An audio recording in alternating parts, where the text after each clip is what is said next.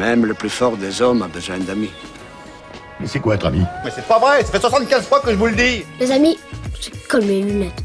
Ça donne l'air intelligent, mais ça se raye facilement. Mais à quoi ça sert, les amis, si on peut pas leur parler de ce qui compte vraiment? À moins que tu veuilles me parler de toi. De qui tu es. Là, ça m'intéresse. Bonjour, bonsoir à tous, c'est Tanguy Joubert et bienvenue dans un nouvel épisode de Découvre un pote. Je vais présenter direct notre invité. Son prénom viendrait ainsi de l'araméen Myriam, qui a également donné le prénom Myriam, sœur de Moïse. Son nom a aussi été rapproché de l'hébreu Macha, qui signifie amertume, et de l'égyptien ancien Mérit, aimé. Son deuxième prénom procède de l'ancien français Alice, anciennement Alice, lui-même issu de la forme Adalaïdis, de l'anthroponyme germanique Adalaïde, formé des éléments Adal, noble, Aïd, lande, bruyère, ou Ait, genre apparence. Il s'agit de Marie-Alice. Applaudissements. Comment ça va, Marie-Alice? Eh bien, très bien. J'ai retrouvé ma voix, donc prête à faire ce podcast avec vous. Parfait.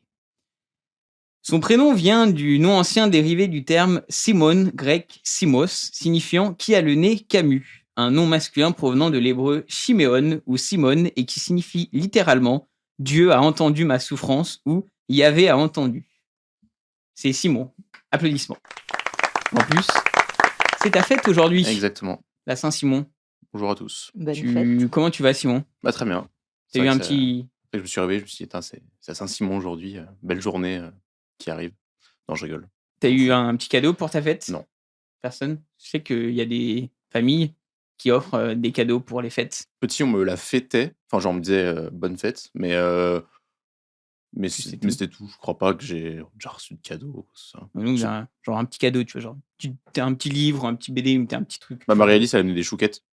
Donc, ça fait un peu un cadeau. Mais est-ce que tu savais que c'était la Saint-Simon, Marie-Alice? Évidemment. Tout à fait. C'est noté sur le Chaque jour, tu regardes le calendrier. Ouais. Ou quand tu regardes la météo la veille, machin, demain, c'est à Saint-Simon. Okay. Oui, donc comment ça va? Est-ce que vous allez bien ce temps de 27 octobre? 28 octobre. Sinon, ce serait pas ma fête. Oui, c'est vrai. Vous aimez bien l'automne? Ouais. C'est joli. Petite ambiance un peu, il commence à faire froid, la pluie, on est dans son plaid chocolat chaud chez soi. Tout ça, mais pas le chocolat chaud. Ah. Pas très... Marie-Alice? Moi, je suis plus team printemps et été. L'automne, ça annonce l'hiver et... La dépression, le froid, Bah, surtout sur Lyon, c'est un peu compliqué. Je préférais l'automne dans le sud, mais... Oui, bah, c'est quasiment l'été, quoi. Première question, quand nous sommes-nous connus, Marie-Alice? Est-ce que tu te souviens? Oui, je vous ai rencontrés tous les deux en même temps. Je dirais été 2021. C'était durant les vacances dans le sud. Alors, je sais plus où c'était exactement. À Alès. Ouais. À Alès. Côté des Cévennes. Ouais. Et du coup, ça faisait pas très longtemps que j'étais avec Aurel. Il m'avait présenté d'abord toute sa famille, puis après la seconde famille. Et j'étais venue avec lui et j'ai rencontré vous, ainsi que tout le groupe, mais des garçons uniquement. Ouais. Et c'était très chouette. On avait passé pas la semaine entière, juste les derniers jours, il me semble. Et Ah oui, vous étiez venus pas tout de suite. oui, c'est ça, parce qu'Aurel, il était encore en contrat dans le restaurant dans lequel on travaillait tous les deux. Et du coup, dès qu'il a terminé son contrat, hop, on est venu et on a fait la fête avec vous. Et comme ça, j'ai pu faire la connaissance un peu de tout le monde avec des jeux de société, avec Codename, notamment, que je me rappelle. C'est vrai que c'était l'époque où on partait encore, on était encore séparés, vacances mec et vacances meuf. C'était bien, C'est un peu j'aimais bizarre, bien. mais oui, du coup, t'étais peut-être la seule meuf du groupe. Je me suis toujours plus entendue avec les garçons. Donc pour moi, c'était peut-être plus facile. Même si vous étiez nombreux, vous m'avez tous bien accueillis et c'était vraiment très, très chouette comme vacances. Le fait que tu te s'entendes bien avec les garçons, c'est parce que t'as toujours été avec des garçons ou de manière générale ou... J'ai été élevée exclusivement, enfin élevée. Du coup, quand j'étais plus jeune, je suis allée en famille d'accueil et en foyer et j'étais qu'avec des garçons. Donc c'est vrai que c'est un milieu dans lequel où j'ai dû un peu m'adapter et me fondre dans la masse. Et c'est vrai que c'est plus facile pour moi de créer du lien avec les garçons. Les filles, c'est vrai que je sais pas trop comment on fait. Donc j'apprends. Ok. Tu peux nous en parler un peu plus du foyer ou... Parce que Oui, c'était à du quel coup, âge à peu près? donc j'ai été placée en famille d'accueil vers mes 14-15 ans, je dirais. Donc j'y suis restée pendant 1 an Donc là, j'étais avec 3 garçons, moi et leur fils biologique, mais du coup, il n'était pas placé. Ça s'est pas forcément très, très bien passé à cette époque-là. Déjà, il y en avait qui avaient des histoires un peu qui sortaient de l'ordinaire. Il y en avait un notamment, il était là parce qu'il avait violé sa petite sœur de 3 ans, donc c'était C'était à quel âge? un petit peu glauque. Ok. Donc lui, il avait 13 ans et moi, j'en avais 14-15. Ok. Et puis, il te racontait ça avec fierté, en fait. Il te disait: «Oui, moi, je suis là parce que j'ai violé ma petite sœur de 3 ans» et tu sais pas trop comment rebondir à ça. En mode, ok, salut, allez, je me casse. Ouais, c'était un peu bizarre et puis, souvent, il regardait par la fenêtre de la salle de bain pour savoir, qu'est-ce qui s'y passait. Donc, j'ai appris à prendre mes douches, très furtivement avec, une serviette de douche, autour de moi tout le long. Donc c'était un peu, bizarre et j'y suis restée, ouais, donc pendant 1 an. Sachant que la famille d'accueil, faut savoir que c'est leur métier, en fait et comme c'est leur métier on est un peu leur gagne-pain et ils gagnent plus ou moins, selon les enfants et moi, vu que j'étais scolarisée, j'étais celle qui leur faisait gagner le moins d'argent. Donc c'était un peu C'était pas compliqué. rentable. Ouais, j'étais pas rentable, complètement. Ça fait une relation bizarre quand même. Parce que je veux bien que ça soit ton métier, enfin, que tu te dédies à ça, mais du coup, que tu le fasses vraiment pour gagner de l'argent encore plus, ça doit. Peut-être qu'à la base, ils la font ça relation est pour, bizarre, quoi. ouais, peut-être à la base, ils font ça pour une, raison noble, on va dire. Mais après que l'argent, ça leur monte un peu à la tête et du coup, on n'avait pas le droit, par exemple, typiquement à la douche chaude parce que, sinon ça faisait la condensation sur les murs et donc du coup, ils payaient plus, en énergie donc ils étaient pas forcément d'accord là-dessus. C'est pas fou quand même. Je veux dire, du coup, c'est de la douche froide, douche tiède. Bon, Douche froide et ils vérifiaient, douche chronométrée.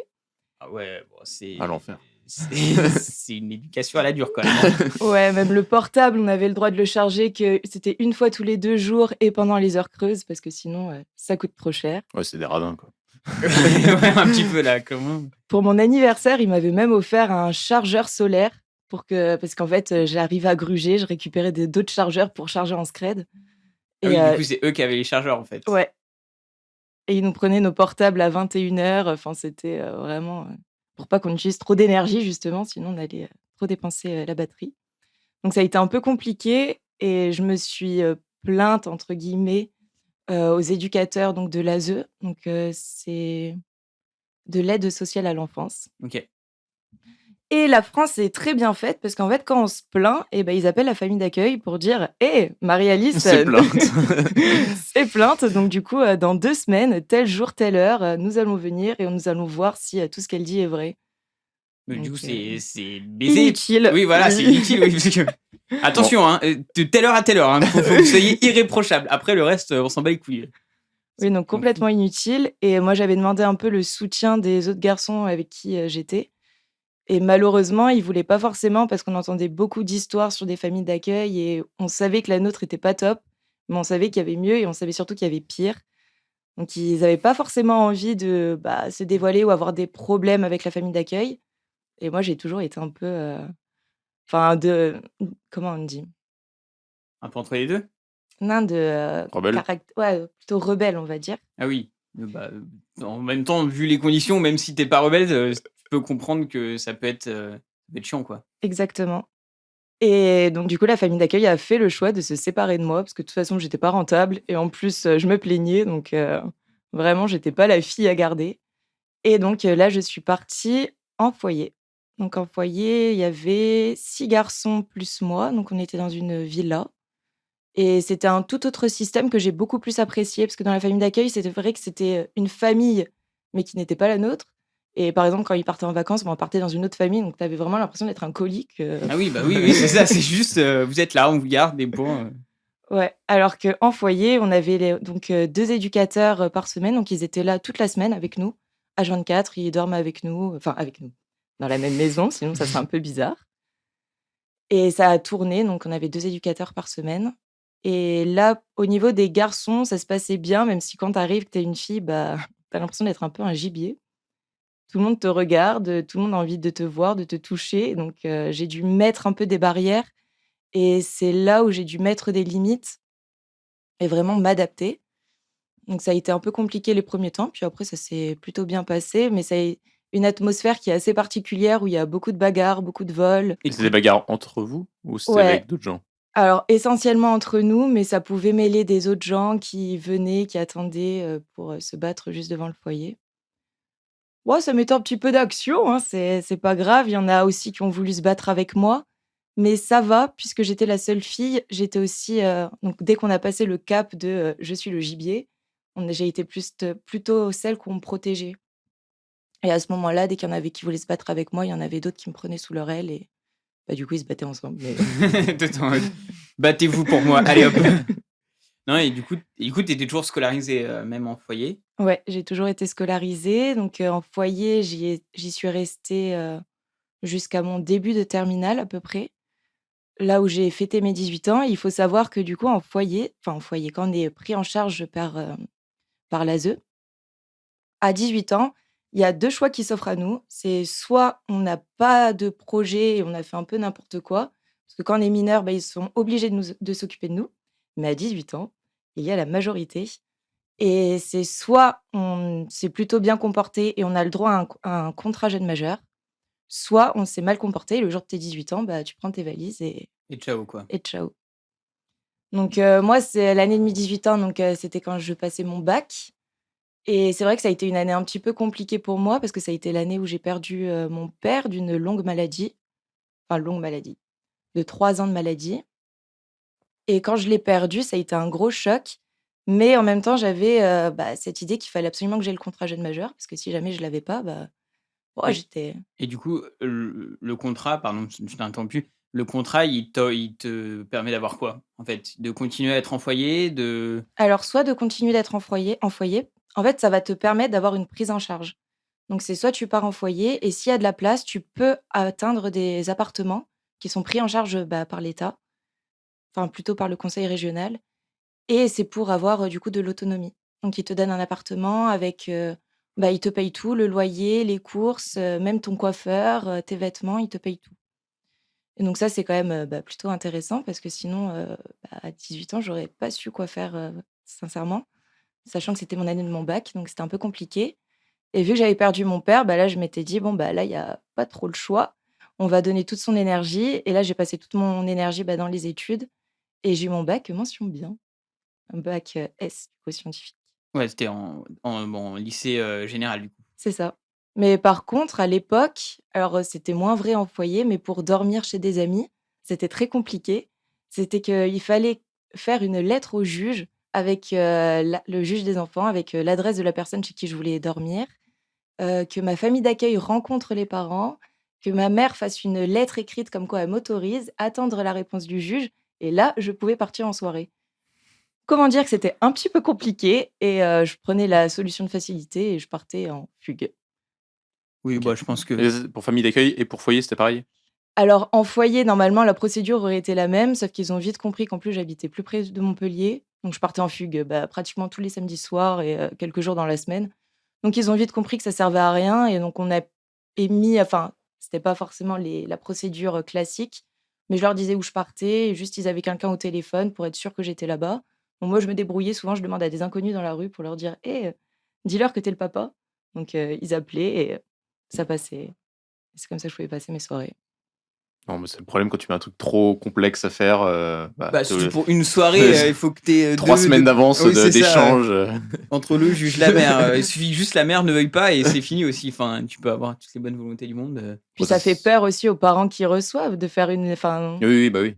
une lettre Ah au oui, c'est les juge. parents qui reçoivent aussi, oui. Eux, du Je coup, pense je pense que le process, c'est ça, c'est que c'est le truc, t'as un transfert de responsabilité vers eux et du coup, donc, je suppose que c'est ça à chaque soirée en plus. Enfin, tu peux pas faire un truc de pendant 7 6 personnes, mois ouais. où cette personne est responsable et à chaque fois qu'elle va là-bas, c'est bon. Non, ça peut dépendre du mois, hein, en fonction du mood et tout. Exactement. OK, et ça allait parce que du coup, tous les soirs, t'étais au foyer et le week-end, la journée, t'étais en école, plus Ouais, le week-end. normale entre guillemets et ça va? Enfin, du coup, ça mélangeait bien les 2 mondes? Oui, ça va. Après, vu que j'ai beaucoup changé, mine de rien, c'est vrai que ça faisait, encore de l'adaptation à faire. C'était un petit peu compliqué à ce niveau-là, mais ça s'est plutôt bien passé. Ma mère, à l'époque, je la voyais, 1 week-end sur 3. OK. Mais non, ça se passait, plutôt bien.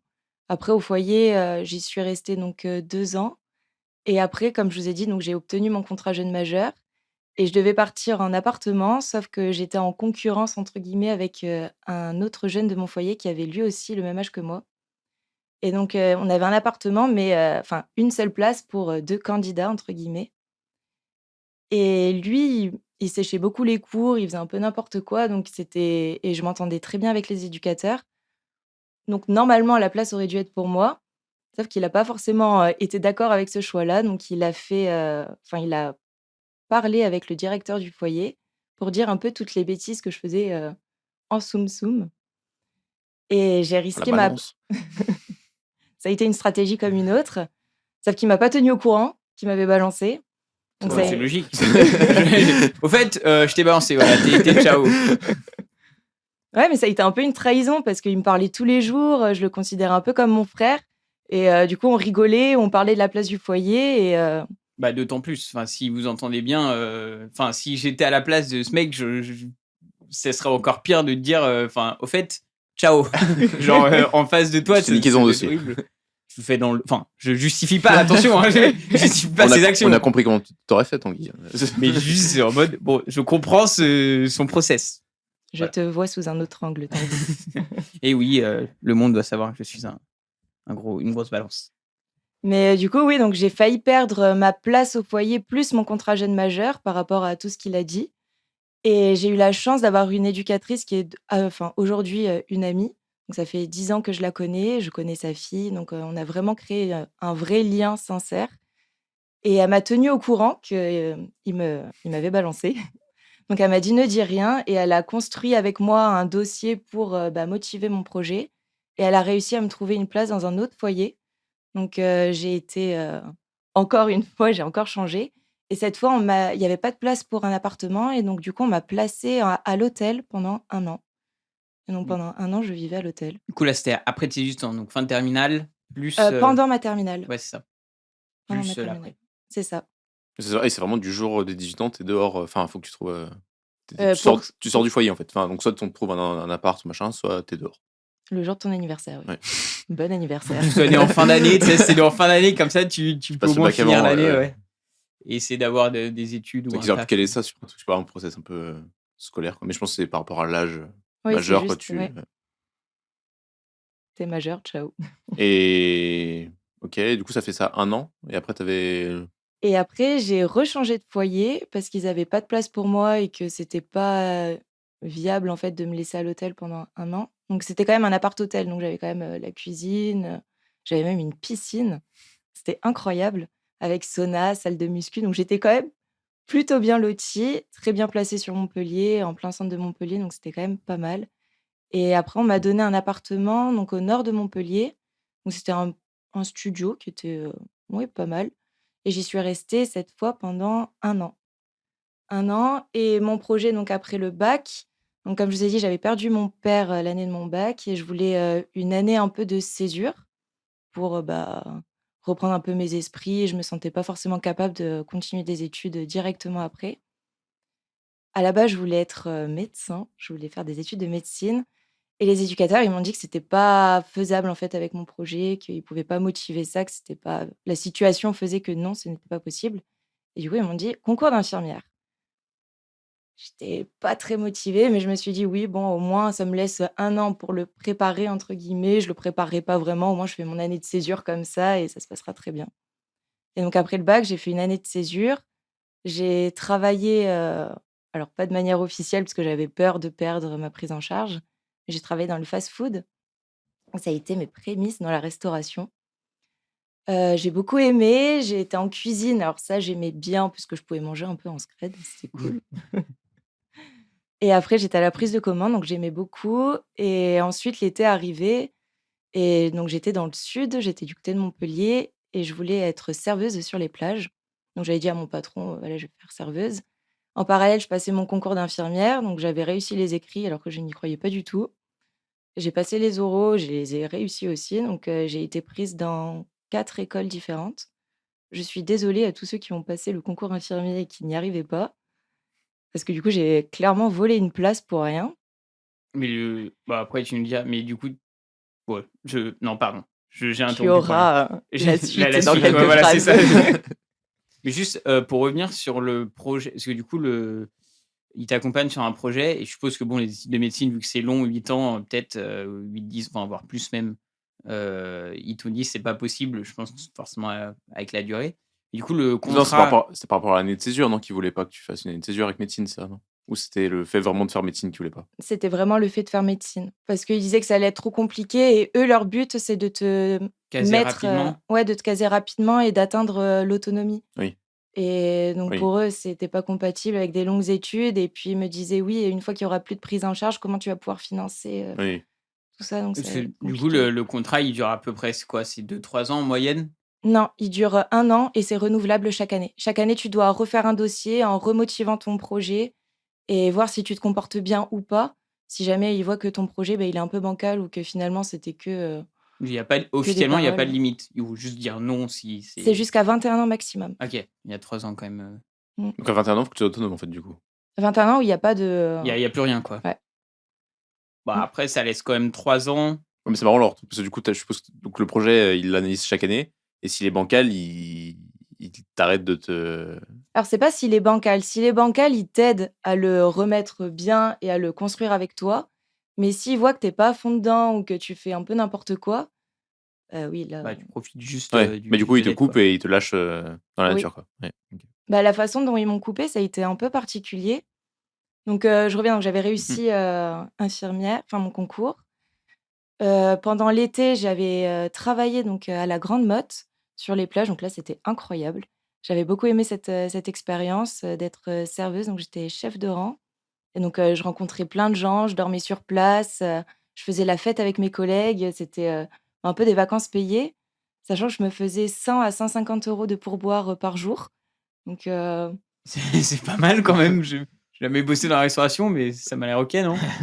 c'était plutôt OK. Moi, c'est parce que j'étais une fille, les garçons, gagnaient beaucoup, beaucoup moins. Vous partagez pas? Enfin, il n'y a pas un pot commun de pourboire? Alors, à la base, il y avait un pot commun quand j'avais commencé, dans ce restaurant-là et on s'en sortait en divisant avec, 10-20 € par personne. C'était pas énorme et après on a fait des petits pots, pour, chaque serveur et là, les gens, ils aimaient plus se mettre, en fait.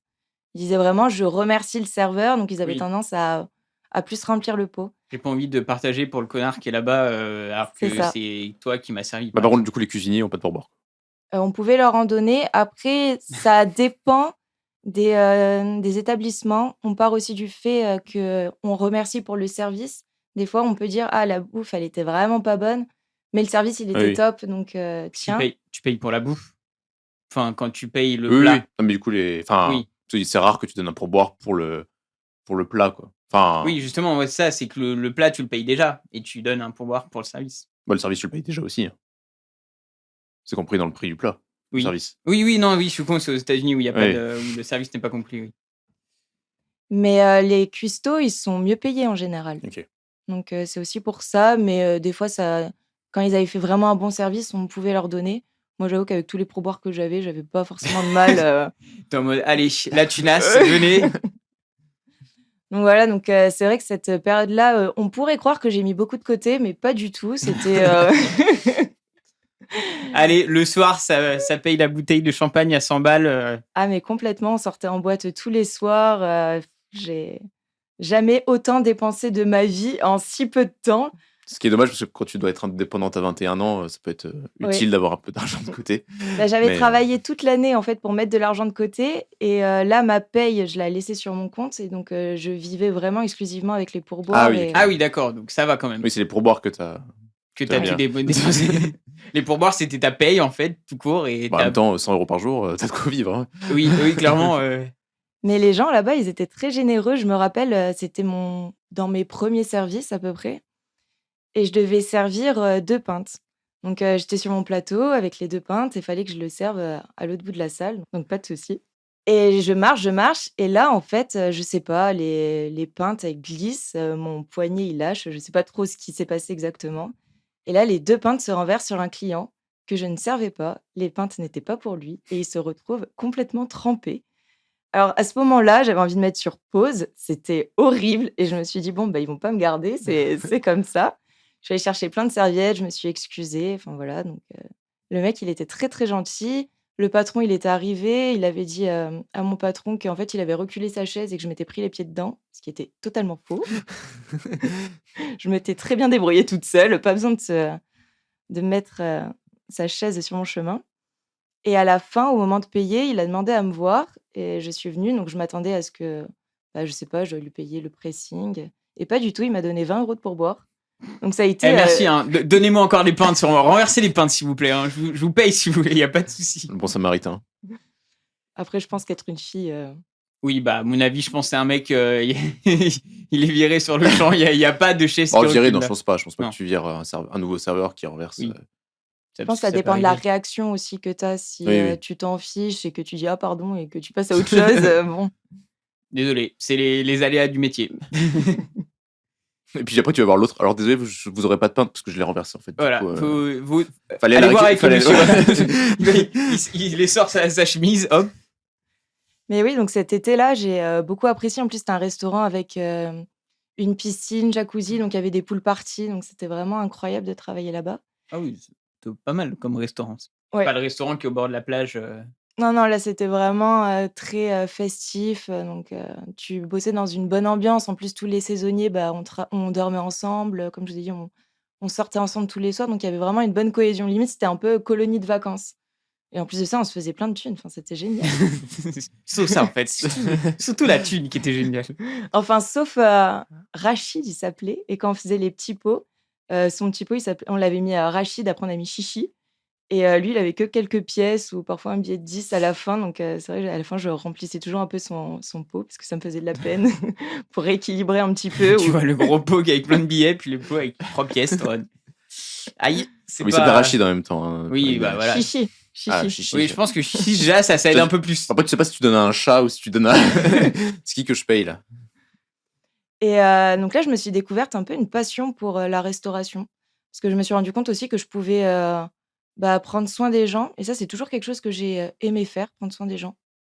Et là, il n'y avait pas le côté maladie. C'était vraiment, que j'aurais pu retrouver avec mon père que j'ai suivi pendant 3 ans. Là, c'était vraiment prendre soin des gens et en fait, leur faire kiffer leur repas, leur faire kiffer leur moment. Donc, j'avais beaucoup aimé et sauf que j'avais ma rentrée qui se passait en septembre à Bordeaux parce que j'ai choisi la ville de Bordeaux, une ville dont je suis tombée amoureuse. Mais j'avais pas envie de faire infirmière. C'était un projet qu'on avait fait un peu pour moi et j'étais en train d'aimer la restauration, donc c'était un peu un dilemme. Donc j'ai raté ma rentrée et j'avais pas préparé mon déménagement ni rien. Donc à un moment donné, je me suis dit: «Faut quand même partir sur Bordeaux». Je suis allée dans mon appartement, j'ai rempli toute ma voiture de tout ce que je pouvais et j'ai rempli 3 ou 4 conteneurs de poubelle de toutes mes affaires. J'ai jeté ma télé, ma Wii, mes consoles, tout ce qui rentrait pas. Donc j'ai dû faire le bonheur de personnes qui fouillaient dans les poubelles et ne me jugez pas, Non, j'étais jeune. Après, t'aurais pu donner ou après, c'était urgent. J'étais vraiment dans l'urgence. J'avais déjà raté ma rentrée, j'étais déjà en retard. Donc j'ai tout rentré dans ma voiture et le foyer, du coup, il m'avait payé 2 semaines d'hôtel pour une fois que j'étais arrivée sur place. Mais j'avais pas d'appartement, j'avais pas de garant, j'avais rien du tout. Et à l'époque, c'était quand il y avait la ligne TGV Paris-Bordeaux qui s'était créée et il y avait crise des logements. Donc aucun studio disponible, je voulais faire de la coloc, il y avait pas de coloc disponible, il y avait vraiment rien du tout. Donc je suis arrivée un peu à l'aventure. Une fois sur place, j'ai essayé de faire un peu connaissance avec des gens pour voir où je pouvais dormir un petit peu après. Donc il y a des gens qui ont pu m'accueillir après les 2 semaines d'hôtel et je les remercie, même si j'ai plus de contact avec eux, mais merci quand même. Et j'ai commencé la formation et là, je me suis rendu compte qu'en fait, psychologiquement, c'était trop compliqué pour moi, que là, je prenais soin des gens, mais trop près de la maladie. Rien que les repas, ça se passait à l'hôpital. Il fallait que je mange à l'hôpital et en fait, ça me rappelait trop de souvenirs par rapport à mon père et j'avais pas forcément vu cette dimension-là, mais c'était trop proche de son décès, trop proche de sa maladie et donc en fait, je me suis dit: Ça va pas être possible». Donc j'ai fait 1 mois et je suis retournée dans le sud, donc ça a été un déménagement très furtif. J'ai un peu jeté toutes mes affaires pour rien, donc ça a été un grand tri. Si jamais vous savez pas comment faire du tri, déménagez en express et ça sera la Avec bonne une petite solution. voiture. Voilà. Oui, ma petite Ford. Mais du coup, ce que tu disais, que tu avais raté ta rentrée parce que tu étais pas à fond dans le projet infirmière, mais tu y es quand même allée? Bah, j'y suis quand même allée dans le sens où, bah, j'avais quand même réussi le concours. Je me suis dit que j'avais quand même pris la place de quelqu'un qui aurait vraiment voulu être infirmier et je me suis dit: «Il fallait bien que je fasse quelque chose de ma vie», donc j'y suis allée, mais sans être vraiment convaincue. Donc je suis arrivée sur place et oui, donc Après, tu as fait non. ouais. Et du coup, tu es revenu travailler en restauration? Alors je suis revenue sur Montpellier, donc là, c'était un peu compliqué parce que, bah, du coup, il y avait plus de prise en charge. J'avais pas d'appartement, j'avais pas de travail et j'ai donc là, quand on recommence à tout zéro comme ça a été, une période pas vraiment facile. Donc j'ai un ami Parce que du qui coup, quand tu as lâché le truc d'infirmier, c'est là où le contrat jeune a pris fin, quoi? bah, ils m'ont payé 2 semaines d'hôtel et à la fin des 2 semaines, le contrat s'arrêtait. OK. Mais ils avaient pas te payer un appart parce que tu avais un projet d'infirmière, justement? Non, le contrat s'arrêtait, j'ai réussi mon concours, donc Mais tu mon aurais pas projet était terminé. Mais après, tu es en études? Oui, mais mon projet était terminé. OK, bon, c'est un peu les limites du truc. Bon, après, mais tu pas 21 ans encore? J'avais pas 21 ans, OK. j'avais, je sais pas 18, 19, Ouais. 20 peut-être, quelque chose comme ça et oui, donc la fin de ma prise en charge, je l'ai trouvée assez brutale parce qu'ils m'ont pas aidée à chercher d'appartement. Je leur ai dit que j'étais un peu en galère, que j'avais pas de garant, que j'avais rien du tout. Ils m'ont dit: «T'inquiète pas, tu vas y arriver». Bah, j'y suis pas arrivée. Donc c'était vraiment compliqué. Je me suis sentie un peu abandonnée à ce moment-là et quand je suis arrivée, quand je suis revenue sur Montpellier, je leur ai demandé de l'aide au moins un mois, juste le temps de me trouver un appartement, enfin qu'ils m'aident à me reloger, que je puisse avoir un job et après, pouvoir payer mon appartement. Mais non, mon contrat était terminé, donc c'était pas possible. Donc j'ai eu de la chance, j'ai eu un ami qui a pu m'héberger pendant un mois et après j'ai trouvé, bah, du travail dans la restauration et très vite, mon patron qui m'a arnaquée d'ailleurs, m'a quand même aidé à trouver un appartement, mais il m'a quand même arnaquée donc je suis assez mitigée sur, Sur le salaire? alors en fait, ce qu'il a fait, c'est parce qu'il a dit que j'étais jeune et qu'il avait un peu peur de m'engager comme ça, il savait pas trop, dans quoi il s'engageait. Donc il m'a dit: «T'inquiète pas, on va signer un premier contrat avec Pôle emploi. Ça va être Pôle emploi qui va te payer les 2 premières semaines et ensuite, je te ferai signer un contrat avec moi, un CDI, donc après période d'essai et CDI». Donc j'avais dit: «OK». Donc c'était payé, 1 400 € le mois pour 39 heures et quand j'ai commencé, donc j'ai fait mes 2 semaines avec Pôle emploi, donc comme une débutante, j'ai signé le papier et je n'ai pas eu de copie, mais c'est pas grave, on apprend de ses erreurs et ensuite il m'a fait signer le contrat avec lui, donc j'avais commencé à travailler. Donc je reçois ma première paye, donc c'était que 700 €, donc les 700 €, des 2 semaines? ouais, des 2 semaines avec lui et je lui dis: «Oui, par rapport à Pôle emploi». Il m'a dit: «T'inquiète pas, ça va arriver, ils sont un petit peu lents avec Pôle emploi». Je fais: «D'accord». Donc je continue à bosser avec lui 1 mois, 2 mois et je vois que ça arrive toujours pas les 2 premières semaines. Du coup, je vais voir Pôle emploi, je leur demande: «Oui, qu'est-ce que c'est?» Ils me disent: «Mais je sais pas de quel papier vous avez pu signer, quel». Aïe, Ouais les 2 semaines, gratos. et j'ai commencé à me renseigner et en fait, ils m'avaient fait signer un contrat. Alors c'était pas un contrat, c'était un stage d'observation qu'ils m'avaient signé. Ah oui, d'accord, mais tu avais pas regardé le contrat? Bah, je lui faisais confiance, je sais pas, il me paraissait sympathique, il m'avait dit que c'était comme ça et puis il m'avait aidé à trouver un logement donc j'étais dans l'urgence, en fait. Toujours, regarder un peu quand même le papier que tu signes, on sait jamais parce que ça peut être vraiment: «Je t'autorise à donner, 80 de ma fortune», Malheureusement, c'est jamais écrit comme ça. oui, Toujours, il y a toujours des petites lignes. non, mais même c'est compliqué c'est pas forcément du vocabulaire que Oui, tu oui. comprends bien, surtout à 18-19 ans, Je suis d'accord. enfin, je sais pas si enfin, j'aurais pas été incapable de lire un Bah, contrat, même travail et tout, c'est pas oui. Après le stage, bon après je sais pas, je me mets pas à ta place et cetera, mais c'est vrai que, bon, si tu lis pas rien, c'est sûr que il peut se passer des choses quoi après. Mais il avait bien joué parce qu'il m'avait fait signer ça un peu dans l'urgence. Il m'a dit: «Oui, alors le papier que je t'avais parlé, c'est ça, signe-le, je t'enverrai la copie». Il me l'a jamais envoyé. Mais à cette époque-là, je pense que dans Larousse, au mot naïveté, devait y avoir ma tête.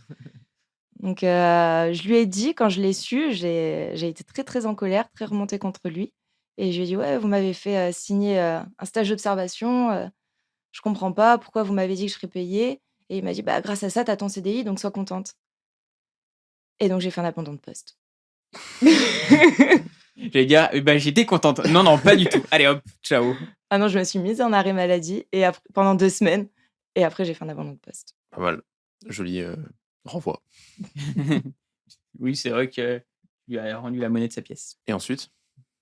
Et ensuite, j'ai continué à travailler dans la restauration, donc toujours ça me plaisait énormément et jusqu'au jour où j'ai travaillé dans un hôtel, 4 étoiles. Alors j'étais très contente à la base, d'être acceptée là-bas. C'était à l'époque où j'imprimais, une cinquantaine de CV, que je faisais tout Montpellier, pour déposer mes CV et j'étais rentrée dans cet hôtel, sans grand espoir. Je me suis dit: «Bon, j'ai pas beaucoup d'expérience, on sait jamais». Je dépose mon CV et ils me disent: «Vous avez du temps?» Je dis: «Oui». Il me dit: «Bon, bah, on va vous recevoir, la RH arrive». Donc un peu précipitée, je n'étais Dès que tu as pas déposé ton oui, CV. Ah oui, d'accord. j'étais pas prête du tout, donc l'entretien se passe bien. À la fin, elle me demande si je parle anglais, donc je lui dis: «Oui, je me débrouille un petit peu». Elle me dit: «D'accord, on va continuer en anglais». Donc là, elle a vu que je mentais complètement. Pas à l'aise en anglais? Ah, ça a été une vraie catastrophe, à part «Hello», ça ça a été un peu compliqué, mais au final, ils m'ont bien appréciée, donc ils m'ont gardée. Je suis restée quelques mois là-bas et c'est ça qui m'a complètement dégoûtée de la restauration. Dans le sens où, bah, déjà, en fait, tu sers des gens qui ont les moyens d'aller dans un 4 étoiles et eux, ils te font comprendre que tu travailles juste dans un 4 étoiles. Donc il y avait plus cette, relation avec le client que j'aimais bien, prendre soin de lui, où c'est vraiment, un peu, convivial. Là, c'était, très strict, très froid et je ressemblais plus à une esclave, j'avais l'impression.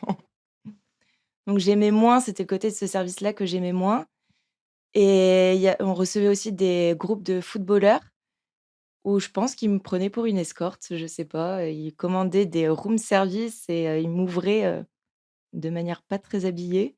Donc c'était très gênant. Tu arrives avec ton plateau comme ça et tu fais: «Ah!»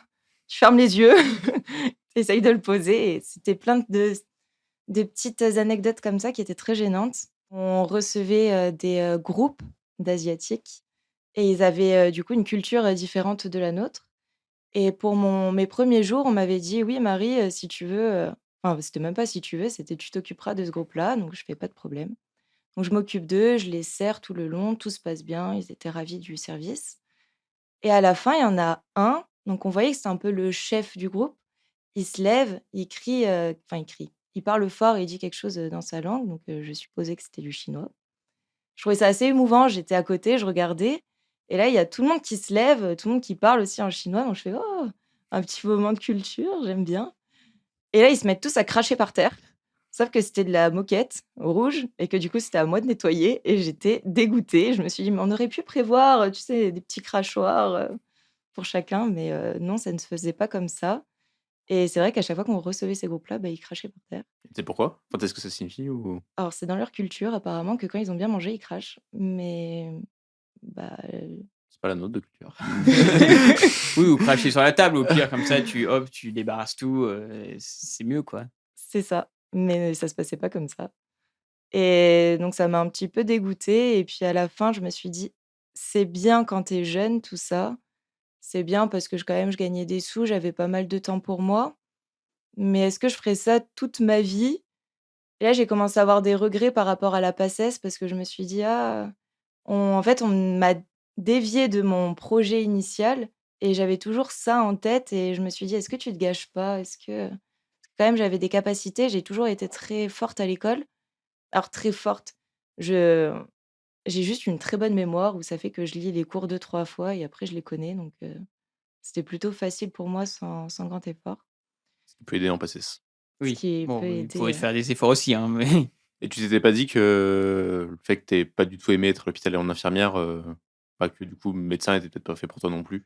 Alors ce que j'aimais pas, enfin du moins ce qui était compliqué pour moi parce que infirmier, c'est vraiment un métier, très très noble et je suis très admirative des personnes qui font ce métier-là.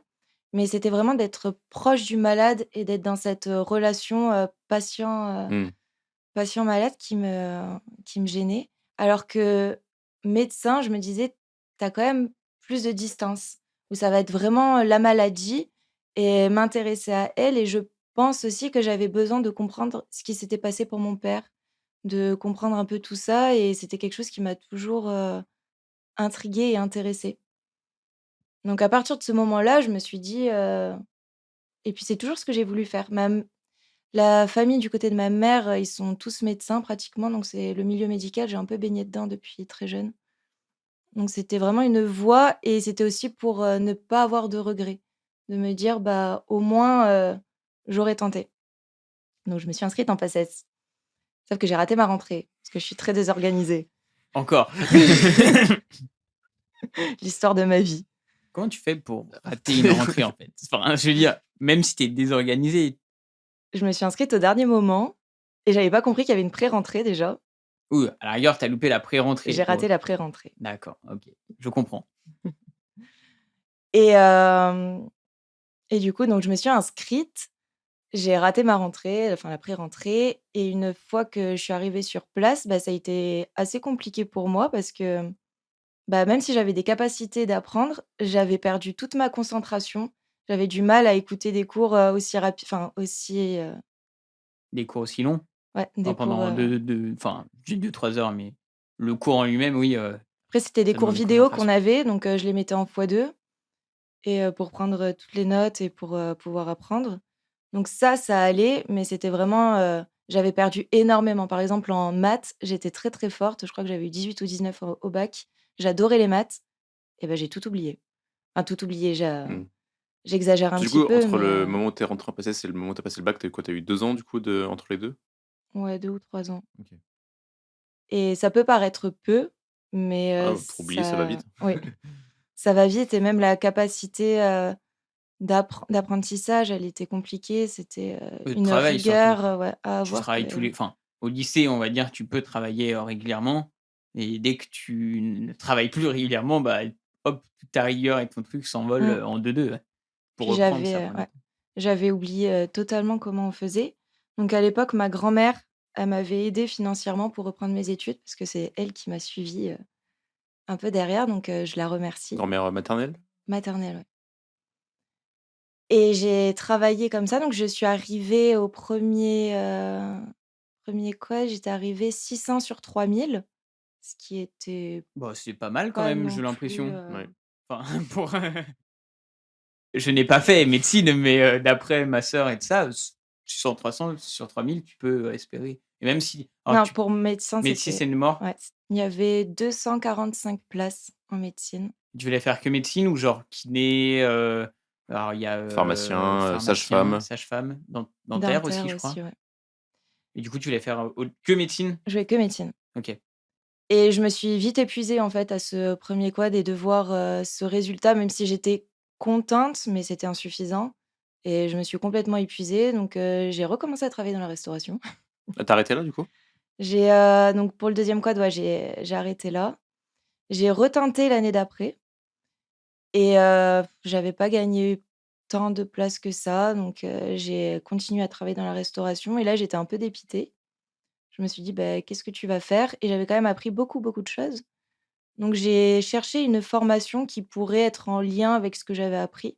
Donc là, c'était au bout de 4 ans du coup? Ouais. Tu as fait 2 ans, de restauration, 1 année de PACES, puis Moitié-moitié, restauration et ouais. recommencer une année de PACES, Mmh. puis que tu as refait avec la restauration. Non, mais c'est bien, au moins tu tu alternes, quoi. J'ai un parcours, très fragmenté. Tu sais, c'est la restauration, c'est un peu l'ex, tu sais, auprès que tu reviens, tu sais, à chaque fois. L'ex un peu toxique que tu bien, mais machin, «Ah, c'était bien finalement. Oh putain, c'est de la merde. Allez, vas-y,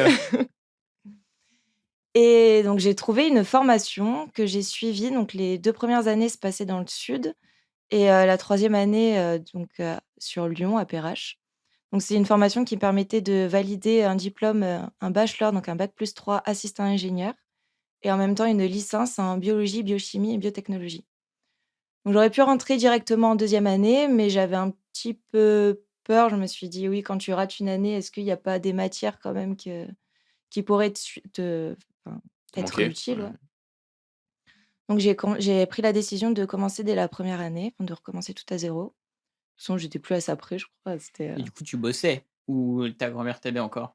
Tu bossais à côté? non, parce que vu que j'ai été, étudiante, là, mes aides pouvaient se débloquer, donc ma grand-mère, elle a arrêté de m'aider.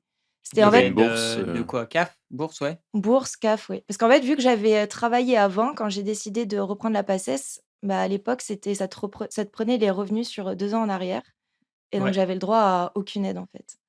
Et c'est pour ça que ma grand-mère, elle m'a aidée. Et là, les 2 ans s'étaient écoulés. C'est pour Donc, ça que tu as fait 2 ans de PACES, en fait. Tu voulais avoir les aides pour la suite.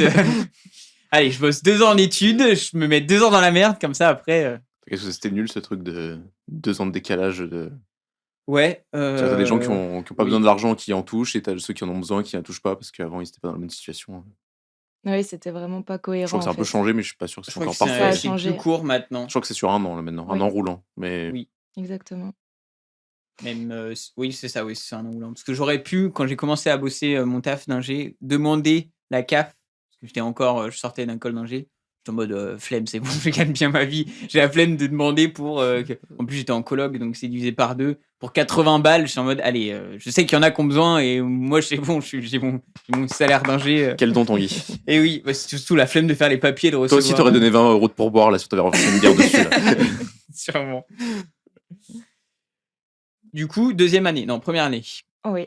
Et en fait, je me suis rendu compte que j'aurais pu totalement aller en deuxième année. Allez hop. Ouais, c'est au moins tu t'en es rendu compte, c'est bien. Un peu trop tard, sachant que l'école était payante.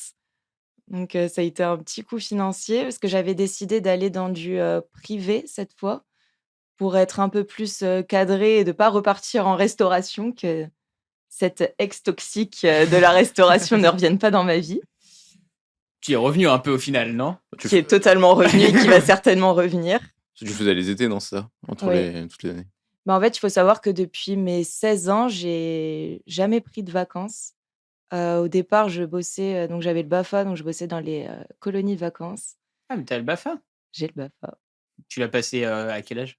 16 ans, je crois, 16 Ah ou oui, 17 ans. c'est assez tôt quand même. Je trouve que tu peux pas faire plus tôt. Donc, Ah oui, c'était pour gagner des sous le plus rapidement possible, où tu bosses 3 semaines et que tu es payé 400 €. Et C'était le que foyer qui j'étais- vous conseillait de faire ça Oui, c'était même le foyer qui le payait. Ok.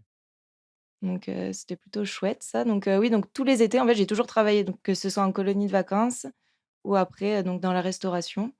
Et même pendant les petites vacances, je travaillais soit dans les centres aérés. J'ai toujours beaucoup travaillé. centre de loisirs, ça paye mieux que les colonies. Oui, mais Ouais. j'aimais moins. Je Ah, préférais, t'es que la journée du coup. Oui, puis il y a moins cette relation où tu Oui, peux, colo, t'es vraiment t'es 2 semaines ensemble, j'allais dire les profs, les encadrants. animateurs Ouais. et les enfants qui sont ensemble tout le temps, quoi. Du coup, c'est forcément t'es plus proche. Exactement, puis tu peux créer vraiment des grosses activités où jusqu'à 4 heures du matin, tu crées tout ça avec les autres Oui, t'as animateurs. pas beaucoup de sommeil par contre quand t'es en colonie. Effectivement, je confirme. Et donc du coup, donc j'ai repris cette école-là, donc première année, très, très facile pour le coup, j'avais pas du tout à réviser, deuxième année aussi et troisième année, il fallait déménager, donc c'est là où j'ai rencontré, Aurel. Je l'ai rencontré pendant l'été entre ma première et deuxième année. Du coup, Aurélien qui est un pote de lycée à nous, parce que Voilà. il n'est pas encore passé, donc je précise. Eh Voilà. ouais, je suis passée avant lui. Sois pas jaloux. Tu es le quota féminin de cette émission. Ça sera coupé, ça sera coupé. Donc je l'ai rencontré, donc la deuxième année, je l'ai passée sur Nîmes avec lui. Enfin avec lui, il y avait que moi qui étais à l'école. Mais on habitait ensemble et la troisième année, donc il fallait déménager sur Lyon et en fait, c'est bien tombé entre guillemets parce que moi, j'étais obligée de venir sur Lyon et lui, alors au début, il me faisait croire qu'il était lyonnais alors qu'il ne connaît rien du tout à Lyon. Je tiens à préciser. Non, il est indinois. On vient de l'Ain à 20 minutes de Lyon, donc pour les gens, on est en mode, bon, tu vois Lyon, voilà, on est à peu près Lyon, quoi. Oui, puis je me suis rendu compte qu'en allant sur Lyon, je lui ai dit: «Alors montre-moi ta ville». Il me faisait: «Ah». Donc oui, donc c'est bien tombé vu que, il avait vous, près de Lyon, moi qui devais, remonter donc les choses, le destin fait bien les choses. Donc on est arrivés, donc là, ça fait un peu plus d'1 an qu'on est dans la région et pas 3 comme dirait Paco. Ça fait qu'1 an qu'on est là. Paco a cru que ça fait 3 ans que vous êtes là. Oui, là, à la dernière soirée, on a commencé à dire que non, c'est pas c'était moi qui disais que j'étais nouvelle dans la région. Il me dit: «Oh, nouvelle, Ouais. ça fait quand même 3 ans que tu es là». Non. Ça va faire 1 an et demi, là, c'est ça, du coup. 1 an et 1 mois exactement, Parce que vous étiez arrivé tard en. le 13 septembre. Ah, ok. Voilà. Il n'y a pas que Paco qui pense que vous êtes là depuis plus longtemps. T'as raté ta rentrée en arrivant le 13 septembre à Lyon ou pas? Non. Par contre, j'avais raté ma première année aussi, quand j'ai repris mes études. Du coup. Tu vas rater année, la rentrée de première année? Oui. Mais bah, après, si c'est chaque année, tu le fais, voilà. T'étais sur un rythme un peu différent. Donc, j'ai fait ma 3e année en alternance dans une grande entreprise pharmaceutique. Là, ils ont Donc, tu tairas le nom? Oui. Je prends ce silence pour un oui. Ils ont prolongé mon contrat de 1 an. Donc avant, je travaillais pour la purification du vaccin du tétanos. Donc c'est une maladie d'origine bactérienne. Et maintenant, je travaille pour la purification du vaccin de la polio d'origine virale. Donc c'est très intéressant. Ça a été une belle opportunité pour moi parce que c'est un travail qui paye bien. Tout d'abord. Tout d'abord, parce qu'on a des horaires atypiques. Donc, je suis en horaire en 5-8, ça s'appelle. C'est-à-dire qu'on a 5 équipes qui tournent. Et donc, la production, en fait, elle est en continu. On a plus de jours de repos. Donc, on a quand même pas mal d'avantages. C'est un petit peu fatigant parce que soit je fais 6h, 14h, soit 14h, 22h, ou soit 22h, 6h du matin. Attends, en 3-8, quoi. Enfin, sur les horaires, du coup. Ouais. On dit 5-8 juste parce qu'il y a 5 équipes, en fait. Ok. Mais Et du sinon, coup, il y a 5 équipes qui sont. ouais, qui se chevauchent. Enfin, Qui se chevauchent. on tourne. Et t'as pas de. Ouais, du coup, t'as pas de. Dans une même semaine, tu peux faire plein d'horaires différents, quoi. Enfin, plein de créneaux différents. Oui. Alors, au maximum, je travaille 6 jours par semaine en faisant les 3 créneaux. Toujours, je fais les 3 créneaux dans la semaine. Ouais, ça. C'est Donc, pas de. c'est Niveau ça. rythme, ça va Chiant, être ouais. chaud, ouais. Alors, pas tellement, parce que déjà, je bosse donc soit 5 jours, soit 6 jours d'affilée. Et après, j'ai 3 ou 4 jours d'affilée de repos. Donc, Ok. c'est quand même pas mal. Et par exemple, quand je passe du matin à l'après-midi, donc ça veut dire que je termine à 14h. Et le lendemain, je commence à 14h. Donc, j'ai quand même 24 heures de repos. Ok. Donc, au final, j'ai vraiment beaucoup de temps pour moi. Énormément de temps pour moi. Et là, ce soir, je suis un peu dégoûtée parce qu'il y a changement d'heure et je suis de nuit. Ah, c'est Donc, changement d'heure? Tu te fais baiser 1 heure, en fait. je travaille 1 heure de plus. Donc, T'es là, payé 1 heure de plus? je suis payée 1 heure de plus. Ça va. Ah. Parce que sinon, ça pourrait être vraiment le. Bah après, sur Tu sais, 8, c'est vrai que sur 8, déjà, t'as déjà 8 heures de taf. C'est vrai qu'en plus, tu te prends le créneau Oui. 22h, 6h du matin, ça. Ouais. C'est vrai que ça fait un peu. Bon. Ouais, tu sais, fait 9 heures, quoi. Ça aurait pu être le flou juridique de. Ah bah non, oh, il est plus 3h du matin, il est 2h du matin, je vois pas de quoi vous parlez. Mais Ah, ça va j'avoue, être c'est- très frustrant, je pense, parce que tu vas partir à ta pause à 2h du matin, tu prends ta pause, tu reviens, il est toujours 2h du matin. Faut se battre pour avoir le créneau en En mars. Ouais, je veux être là, je m'en fous si je suis payé 1 heure de moins, je veux bosser 1 heure de moins. Moi, c'est que j'aurais jamais eu, ça me serait jamais venu à la tête qu'il y avait quelqu'un qui travaillait et qui se fait faisait gruger baiser 1 heure. Bah oui, toi tu dors. Ça m'était arrivé, petite anecdote, où on partait en rando, justement c'était en mars, donc à 2h du mat, il est 3h du mat, tu dors 1 heure de moins. Et le matin, on partait tôt en rando. À un moment, je veille un peu la nuit, etc. Et genre vers 2h du mat, je fais, oh, je vais me coucher. Je sais plus, je me brosse les dents. Direct 3h du mat, je suis en mode, oh bordel, attends, là je vais bosser. Et j'ai oublié que je dormais 1 heure de moins, donc ça venait vraiment critique le nombre d'heures que j'allais dormir. J'étais en mode, oh putain, ça va être l'enfer demain et tout ça. C'est comme ça quand tu oublies. Est-ce que tu comptes le nombre d'heures que tu vas dormir à chaque fois? Bah, disons qu'il y a un moment où si j'ai pas un nombre d'heures suffisant, je sais que je vais pas être bien le lendemain. Surtout que là, on faisait une petite rando tranquille, enfin une bonne partie de la journée quand même. Si j'ai pas, mais au moins 5-6 heures de sommeil, et encore 6 heures, c'est vraiment le minimum, je sais que je vais être pas très bien. Surtout si, là, c'était en rando, donc ça, tu peux te poser, tu peux faire une sieste l'après-midi, machin. Si c'est pour bosser, je sais qu'il me faut au minimum 6 heures de sommeil. Ça, au moins, comme ça te met t'es en mode, bon, bah voilà, là, c'est l'heure au max. Enfin, je sais pas si vous faites comme ça, j'en sais rien, mais moi, je sais que j'ai 1 heure, du coup, à 1 heure du mat, c'est vraiment, bon, là, c'est la merde, va dormir, quoi. Surtout si tu bosses le lendemain. Je sais pas si vous couchez tard ou pas. Ouais, moi, j'aime bien aussi viser sur les nombres d'heures. Au moins, le 6. Si tu taffes le lendemain, si t'as moins de 6 heures, c'est un peu. Tu sais que l'après-midi va être long, quoi. Je sais pas si. Du coup, toi. Du coup, moi, c'est un peu compliqué parce qu'il faut que j'apprenne à mon corps à dormir quand il faut. La journée. Ouais. Et en fait, tu te décales tous les 2 jours, tu te décales d'horaire. Donc c'est très compliqué les fois où je me lève. Donc quand je commence, alors je dis à 6 heures, mais en vrai, je commence à 5h40. Donc ça fait que je pars de la maison vers 5 heures du matin. Donc je me réveille vers 4h30, on va dire. Ben, il faut se coucher tôt, mais juste mon corps n'a pas sommeil. Donc des fois, je m'endors, il est 2 heures du matin et je me réveille dans 2h30. Ça fait un petit peu mal. C'est pour ça que j'ai arrêté de compter les heures. C'est Ça te fait plus du mal de savoir que 3 heures, ok. Mais bon, quand tu actives le réveil et il te met votre réveil sonnera dans Non, X heures et là t'es en mode ok, je ne regarde pas. Ça n'existe pas. Ouais, mais j'ai fait un mois d'usine en 2/8, donc c'était 4h midi et midi 20h en gros. Et c'était une semaine sur une semaine. Une semaine, je bossais le matin, une semaine le soir. Et déjà, juste là, mon corps n'en pouvait plus. Alors, je sais même pas, toi, comment tu fais pour survivre à 3 fois 8, enfin, Dans la même même la semaine. nuit, en une semaine. Enfin, genre vraiment, De ce qu'on m'a dit, c'est beaucoup moins fatigant parce que ton corps ne prend pas de rythme en fait. Alors que quand tu fais les 2-8, tu t'es habitué à faire un certain rythme et après, direct la semaine d'après, il faut que tu te déshabitues et reprendre un autre rythme. Et selon mes collègues, c'est plus fatigant. ok. Et moi, pour l'instant, de mon rythme, donc ça fait pas longtemps, ça fait un petit peu plus d'1 mois que j'ai commencé avec ce rythme-là. Et je suis pas plus fatiguée que ça et j'ai énormément de temps pour moi, ce qui me permet d'être là avec vous aujourd'hui.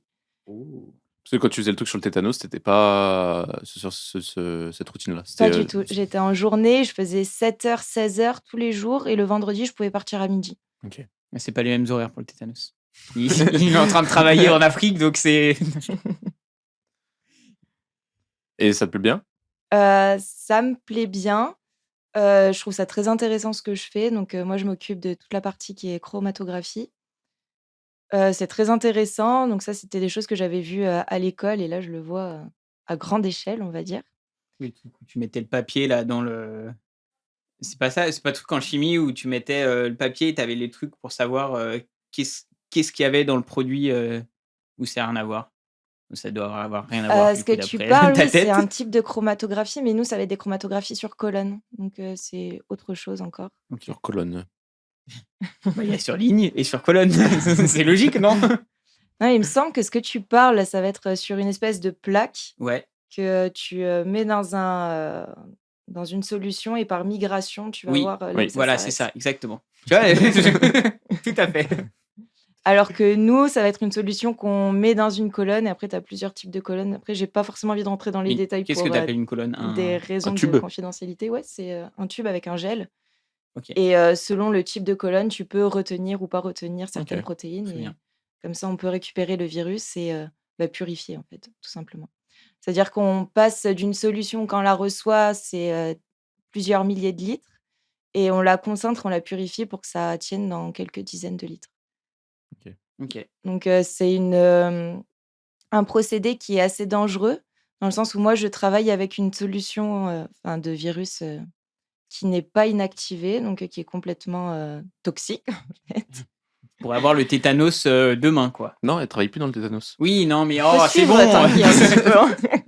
Tu vas voir la polio. Non, La c'est quoi? polio, oui. Ouais. Donc je suis vaccinée, tout va bien. Aurel, il faut qu'il fasse ses rappels. Donc ça arrive, hein, des fois qu'on ait de la projection. Là, hier, on avait une poche de soude de 1200 litres qui a percé. Donc on était très contents de pouvoir... Est-ce que tu peux reculer de 5 mètres par mesure de sécurité? Donc voilà, la dernière fois, j'ai eu aussi du formol sur moi. Donc il y a des petits aléas comme ça et faut faire très attention. Donc la tenue qu'on a pour rentrer en zone, c'est assez drôle. C'est-à-dire que déjà, je crois que c'est l'un des rares métiers, peut-être avec stripteaseuse, je sais pas, où quand on arrive sur notre poste, il faut qu'on se déshabille complètement. Donc on se déshabille complètement, on garde que nos sous-vêtements. On met une première tenue, Charlotte, chaussures de sécurité, lunettes. On passe dans un autre sas, on enlève tout ça, on remet une autre tenue. On va dans un 3e sas et là, on met une tenue intégrale où il y a que les yeux qui ne sont pas couverts et auquel on va rajouter comme un masque de plongée. Donc c'est très compliqué de respirer avec ça. Donc j'ai des primes aussi pour porter cette tenue. Prime de risque. Prime d'habillage. Prime d'habillage. Il y a vraiment le truc où tu vas juste, tu sais, genre pour blanchir l'argent, c'est un peu. Ah non, là on a besoin de blanchir. Prime d'habillage. Allez, vous habillez, c'est mon prime d'habillage. Mais oui, donc il y a plein de procédures comme ça à suivre et je trouve ça plutôt intéressant. Donc là, je fais ça jusqu'en juin. Et ensuite, la question se pose de, alors, j'ai plusieurs projets. Soit je tente le concours de gendarmerie pour rentrer en criminaux. Donc, Ok. comme ça me servirait mon diplôme. Rien à voir avec ce que tu as fait. Bah, un peu quand même. Si, Hein dans les laboratoires pour justement analyser. Ah, d'accord. Non, oui, j'ai compris. Criminel en mode. Non, non, oui. En plus, euh, je crois qu'il y a une école à Lyon qui est connue sur là-dessus. Police scientifique, enfin, je sais pas comment. Le Alors terme un peu. peut-être, mais moi, je veux gendarmerie. Ok. du coup, Pour, ça change entre police et. Enfin, je sais la différence entre police et gendarmerie, mais. alors déjà, il y a plus d'avantages, je trouve, chez les gendarmes. Plus de thunes. Je suis une meuf vénale. Non, parce qu'à chaque fois, tu nous disais. Alors d'abord, hein, vraiment, c'était bien payé, donc forcément. Peut-être le logement de fonction dans gendarme. Oui. Donc il y a plusieurs avantages comme ça.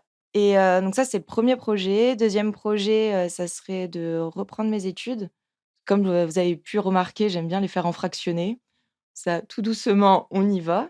Donc faire un master, mon manager, il est très content de moi. Donc il m'a dit, dans tous les cas, il me suivait, quel que soit mon projet. Enfin, peut-être pas gendarmerie.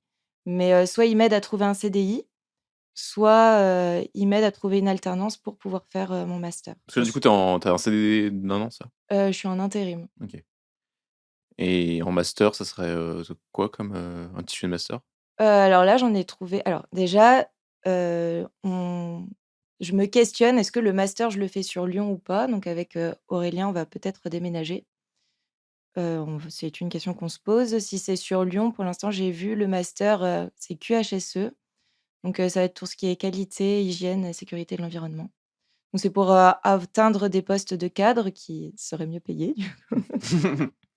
Mais c'est juste pour cadre, c'est pour la prestance Un peu voilà, moins. du poste. Ah, puis un peu moins opérationnel, peut-être moins dans la manipulation. Exactement. Mm. Plus dans les bureaux. Donc je trouve ça aussi très intéressant. Et puis il y a toujours aussi mon rêve un peu qui reste dans ma tête, ça reste la restauration, qui est cet ex toxique qui revient dans ma vie à chaque fois. Et cette fois, j'aimerais bien à terme, donc dans un premier temps, être responsable de restaurant et pouvoir à terme ouvrir mon propre restaurant ou bar. Je sais pas trop. Joss, si tu cherches du travail. Donc, ça fait deux parcours différents, là. Oui, complètement. Pour changer, tu vois, passer ce resto, criminaux, resto, tout ça, machin. Il faut me suivre. Mon parcours est assez atypique, on va dire. Oh, mais c'est bien, au moins tu as la chance de. Enfin, la chance. Tu as eu l'occasion de voir plein de choses différentes et de voir ce qui te plaît, ce qui te plaît pas et ce qui est. Voilà, ce qui est, souvent, des fois, tu pars sur les études et puis un travail qui est lié à tes études et tu fais tout le temps plus ou moins le même truc sans savoir ce que tu loupes ou pas. Est-ce que tu te serais mieux plu dans un autre domaine, un truc comme ça, quoi. Exactement. Mais c'est pour ça que je me fixe pas un projet. J'ai plein d'idées, on va dire. Et je vais voir ce qui s'offre à moi en fonction des opportunités que j'aurai. Et en parallèle, une fois qu'on sera bien installé avec Aurélien dans une ville, là, je compterai investir dans l'immobilier. Un autre chemin de vie. Mais oui, la région, après, c'est assez particulier pour moi. C'est vrai que j'ai toujours été habituée à être proche de la mer, où quand tu as un petit coup de blues, tu te mets sur la plage, tu regardes un peu l'horizon. Et je trouve ça très, très apaisant. C'est peut-être l'endroit qui m'apaise le plus. Et ici, j'ai pas ça. Il y a le Rhône, mais le Rhône et la. Le RAN. Et la Sanne. La Ranne et la Sanne. On sent l'accent du sud un peu chantant qui revient. Ça, je l'ai C'est les beaucoup émotions. perdu. Oui, c'est vrai que tu l'avais plus en vacances, enfin quand t'as vu en vacances la première fois. Ouais. Mais il suffit que je fasse un petit séjour dans le sud et après, quand je reviens. Et c'est les cigales qui chantent. Ok. Est-ce qu'on se ferait pas le petit jeu? Parfait.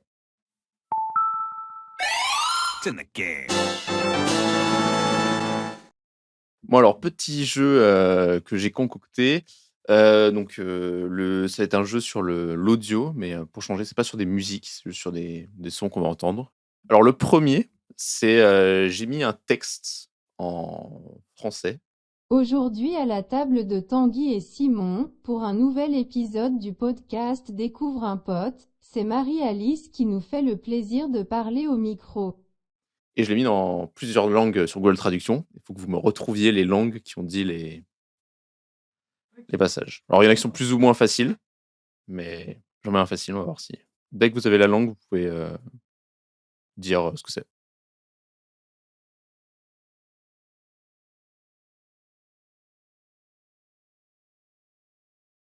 Odiapod tangai et immensa Simont. Ad novum episodium decuverum pote podcast. Espagnol? Maria Alicia est qua. Non. Italien. mais Oui, pas trop. italien. Italien. Donc c'était bien italien. Un point pour toi. Et oui. Tu connais l'italien? Je suis d'origine italienne, mais Il n'y a rien à voir. juste le sang. اليوم على طاولة تانغي وو سيمون في حلقة Japonais. جديدة من برنامج داكو Non. Continue. C'est Marie-Alice qui doit dire le prochain. أنبوت. ماري أليس هي التي تمنحنا متعة التحدث Chinois, mais je suis pas convaincue. hein. Non, pas chinois. عبر الميكروفون. Je peux le remettre. Il est dur. اليوم على طاولة تانغي وو سيمون في حلقة جديدة من برنامج داكوف أنبوت. ماري أليس هي التي تمنحنا متعة التحدث عبر الميكروفون. Algérien? C'est arabe. Ouais. Ah. Oui, du coup, C'est vrai, c'est vrai que le début, t'as pas l'impression que c'est. Bah, c'est les mais con- c'est la c'est les fin- consonances. La fin fait.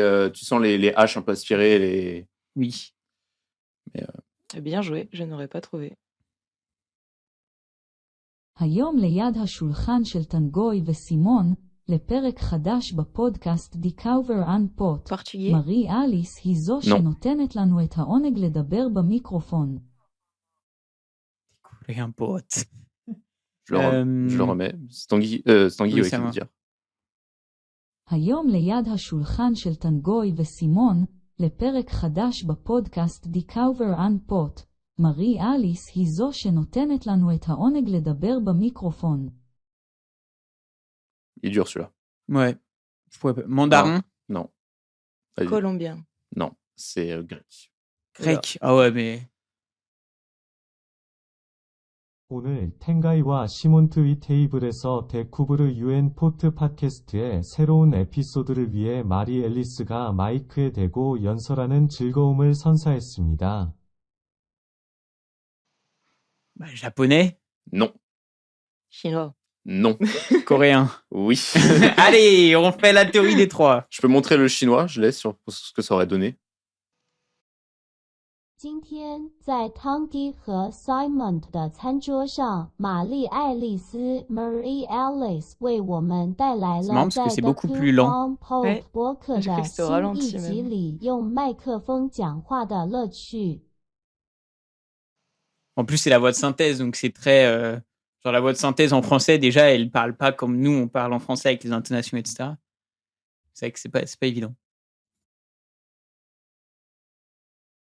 Vandaag aan de tafel van Tanguy en Simond voor een nieuwe aflevering van de podcast Découvre Appot is het Marie Alice Allemand? die ons het genoegen geeft om door de microfoon te spreken.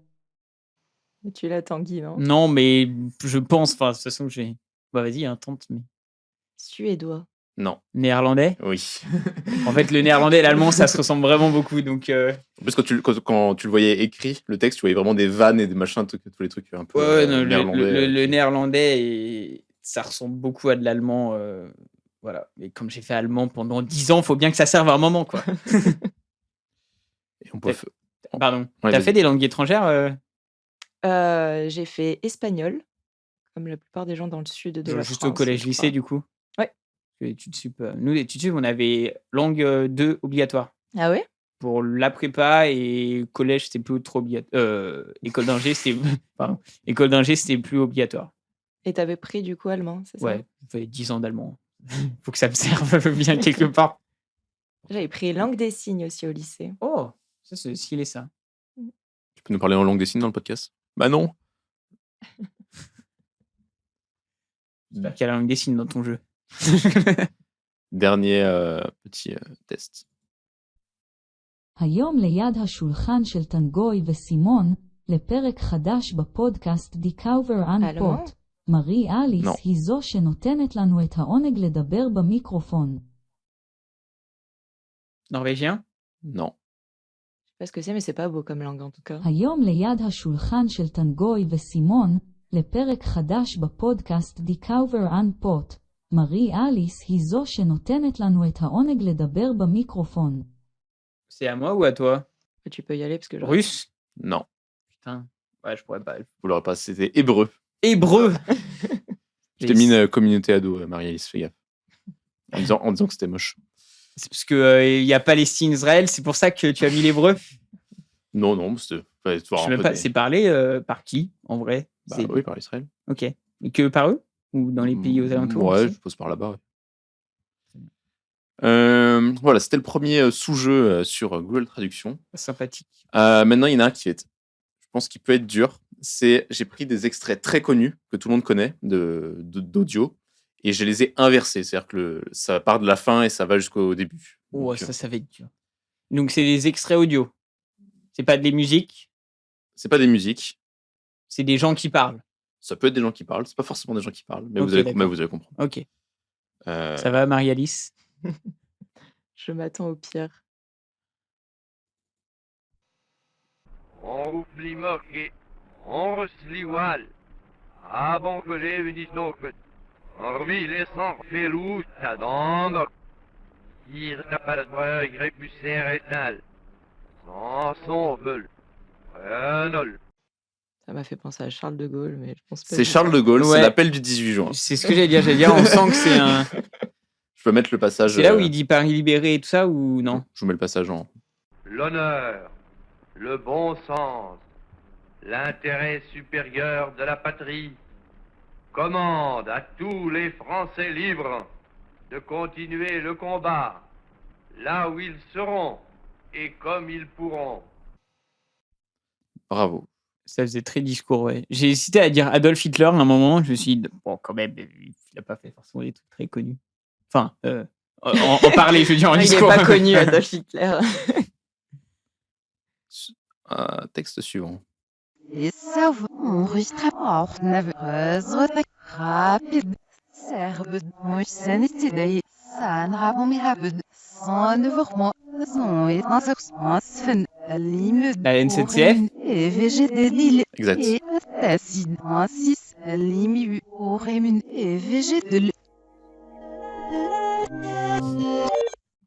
Ouais, là, on aurait trouvé. À la fin, tu trouves. À la fin, tu trouves.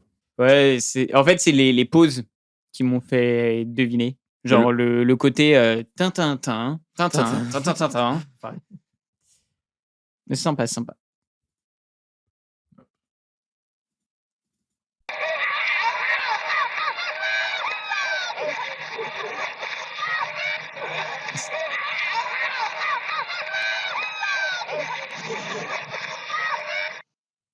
Il y a un peu des bruits de macaques.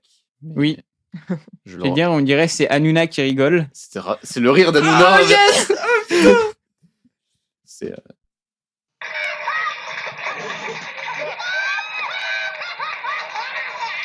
Je sais pas comment je l'ai trouvé, mais ouais, je pense que les 3 heures passées sur Twitter aujourd'hui auront eu raison de moi.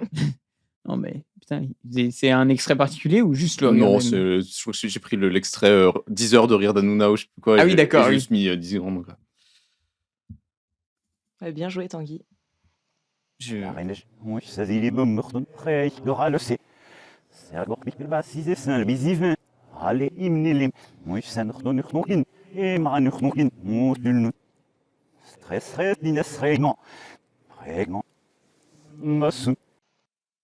Non, je pourrais pas trouver. Moi non plus. Non. Non.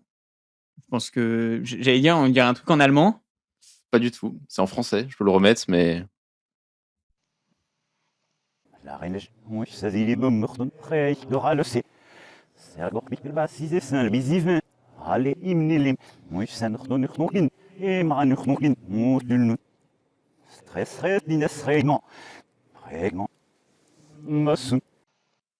Ah non. Timbre de la voix, vous avez pas? Non, pas du tout. Non. Coluche? Je vais mettre l'extrait. Nous sommes en guerre. En guerre sanitaire, certes.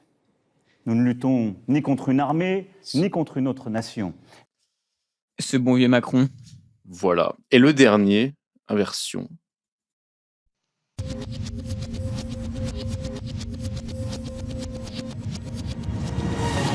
Le JT TF1. JT. Ouais. Exactement, c'est le 20h de TF1. Là, du coup, là, c'était. Parce qu'on a vraiment l'impression que c'était le début. C'est vraiment. Ce que tu mets en premier, c'est la fin, on est d'accord. Ok. Ouais, ça fait c'est comme ça dans l'ordre. Qui vient d'ailleurs de.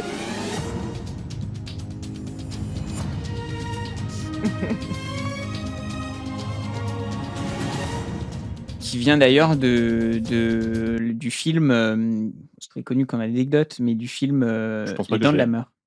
Ah bon? Ils ont Ouais. remixé un peu le. Ouais, ils ont remixé le truc. Et La musique de base ou non? Je crois que c'est la musique de base, parce que tu sais, il y a le tin qu'on connaît, Ouais. mais en fait, avant ou après, je sais plus, il y a une vraie musique Ah, qui c'est ok. machin, et en fait, il l'a remixé, etc. Pour faire un peu le truc de. C'est à la fois un petit peu anxiogène en mode il y a les infos, mais à la fois c'est un truc reconnaissable et un peu en mode d'annonce officielle, etc. Ok, Voilà. pas mal. Si je dis pas de conneries. Voilà, moi j'espère Ok. que Très sympa. ça vous aura Bien plu. aimé Ouais. Bon, toi j'espère que les auditeurs pourront pu jouer aussi de leur côté. Mm. Partie thème, je te laisse mélanger le bol, tu tires un thème, tu nous le dis à voix haute et on te dit ce qu'il en découle. Passion. Ton père fait collection de louches. Mais c'est intéressant, ça. Et il aime partager sa passion. Enfin, je veux dire, il peut en parler en public, te faire l'historique de la louche à travers les âges. Est-ce que tu as une passion particulière ou un truc qui te passionne en ce moment ou un élément que tu as découvert, que tu es content, que tu aimerais envie de nous partager ta passion du truc à ce sujet? Passion, c'est peut-être un bien grand mot, mais depuis que j'ai rencontré Aurel, j'ai rencontré LOL aussi. LOL. Le jeu vidéo. Oui, League of Legends. Est-ce que tu peux essayer d'expliquer très brièvement, sinon je peux le faire à ta place? Le jeu, en quoi consiste le Ouais. jeu? Donc, c'est 2 équipes qui s'affrontent avec 5 joueurs, donc il y a 5 rôles différents. Faut savoir qu'à mon avis, je fais partie des plus nuls, mais on a notre place. Ouais, moi aussi, t'inquiète, moi aussi, je fais partie des plus nuls. Mais je m'amuse quand même beaucoup, un peu trop, je pense, parce que ça a failli faire rater ma dernière année d'études, où je jouais beaucoup trop et je révisais absolument pas, comme beaucoup de gens, je pense. Le jeu était un peu connu pour être addictif. Beaucoup trop. Et aussi plein de gens toxiques. Oui, du coup, on a une pièce dédiée à ça où chacun a son ordinateur et on joue et on insulte chacun de notre côté. On s'insulte pas entre nous, hein, c'est juste. Oui, vous on êtes insulte. d'accord que c'est les autres qui sont nuls, quoi, c'est ça? Exactement. Des fucking dogs, comme dirait Aurel. Et donc, c'est un jeu 55, donc il y a des rôles bien spécifiques avec des lanes. Et on s'affronte sur la carte. Et il y a des personnages, on va dire, spécifiques avec des sorts spécifiques. Et le but, c'est de détruire la base de l'autre, en gros, pour faire très simple. Exactement. Voilà, la particularité, c'est que tu peux à la fois insulter les adversaires et tes collègues, les s'ils sont alliés. pas assez bons. Exactement. Ce qui est assez rare, des fois, comme plutôt, je pense que tu es même plutôt à même d'insulter tes collègues, enfin ton équipe, que tes. Oui. Oui, bah c'est souvent ça, oui. Non, mais alors C'est que dans tous les autres sports et tout machin, t'insultes plutôt l'adversaire. Enfin, c'est rare que. Bah, quand tu parles dans le chat, déjà, il y a que Ouais. tes alliés qui le voient. Et puis, oui, il y a beaucoup de frustration aussi. Des fois, c'est moi qui me fais insulter. Parce que tu es mauvaise, évidemment. Oui, mais j'aime jouer. Non. Et je FF jamais. Alors, FF, pour les non-initiés, ça veut dire se rendre. Si tu lances un vote et toute l'équipe, si l'équipe dit majoritairement oui, et bah la partie se termine, t'as perdu. C'est un abandon. Exactement. Finish fast, la partie. Quoi. Terminer rapidement la partie. Et sinon, avant, je faisais énormément de rando. J'adorais ça, ça me vidait l'esprit. Et c'est vrai que depuis que je suis arrivée dans la région, bah, j'en ai pas faites. C'est vrai que je me suis pas forcément non plus renseignée sur les endroits à faire, mais c'est quelque chose qui me manque. Et il fait souvent froid ici. Ça va, ça va. Alors pour moi, c'est vraiment un point très important. Et souvent, je fais ça parce que je trouve ça agréable. Les paysages, on n'a pas tout à fait les mêmes paysages, je pense. Mais c'est quelque chose que j'aimerais bien reprendre. Si jamais vous êtes partant pour faire des randos avec moi. Ouais, mais en fait, de temps en temps. Alors, souvent, Tanguy va plutôt chaque fois vers Grenoble. Oui. Après, ça dépend ce que ça s'appelle rando. Est-ce que c'est marche ou rando montagne, tu vois? Ça dépend. Parce que t'étais dans le sud, donc c'est peut-être plus plat. Non, guillemets. pas forcément, il y a des montagnes. Hein. Oui, oui. quand même. Des petites montagnes, des petites collines. Non, mais oui, ça dépend ce que tu appelles par rando, mais oui, on en fait quelquefois. C'est vrai que moi, j'habite dans les montagnes, enfin, dans les montagnes, à Grenoble, donc à côté des montagnes, mais j'y vais pas tant de temps que ça, par rapport à des potes qui sont tout le temps en montagne. Mais c'est vrai que si on veut faire des randos, venez à Grenoble, hein, et pas de souci. Quelle relation as-tu avec ta mère maintenant? Alors c'était très conflictuel quand j'étais plus jeune et maintenant que j'ai grandi, maintenant qu'elle a vu aussi que j'avais, repris mes études, on a réussi à rétablir un lien petit à petit. Ça a mis, beaucoup de temps après, le décès de mon père, mais maintenant on y arrive et bizarrement depuis que j'habite dans la région lyonnaise, on s'appelle beaucoup plus souvent et maintenant on se voit et on a appris à tisser un nouveau lien. Et parce que c'est vrai que le lien, enfant-parent, je l'ai pas forcément très connu durant toute mon adolescence. Du coup avec mon père et forcément avec ma mère aussi. Et donc c'est quelque chose que j'apprends et qui a aussi été important pour moi parce que je me suis dit: «Si jamais un jour, je suis maman, je suis amenée à être mère», j'avais un petit peu peur de pas connaître ce lien et du coup de pas savoir comment agir avec mes enfants. Et petit à petit, là, je commence à l'apprivoiser et donc on a des bonnes relations maintenant. OK. Elle est montée sur Lyon un peu ou? Elle est montée 2 fois.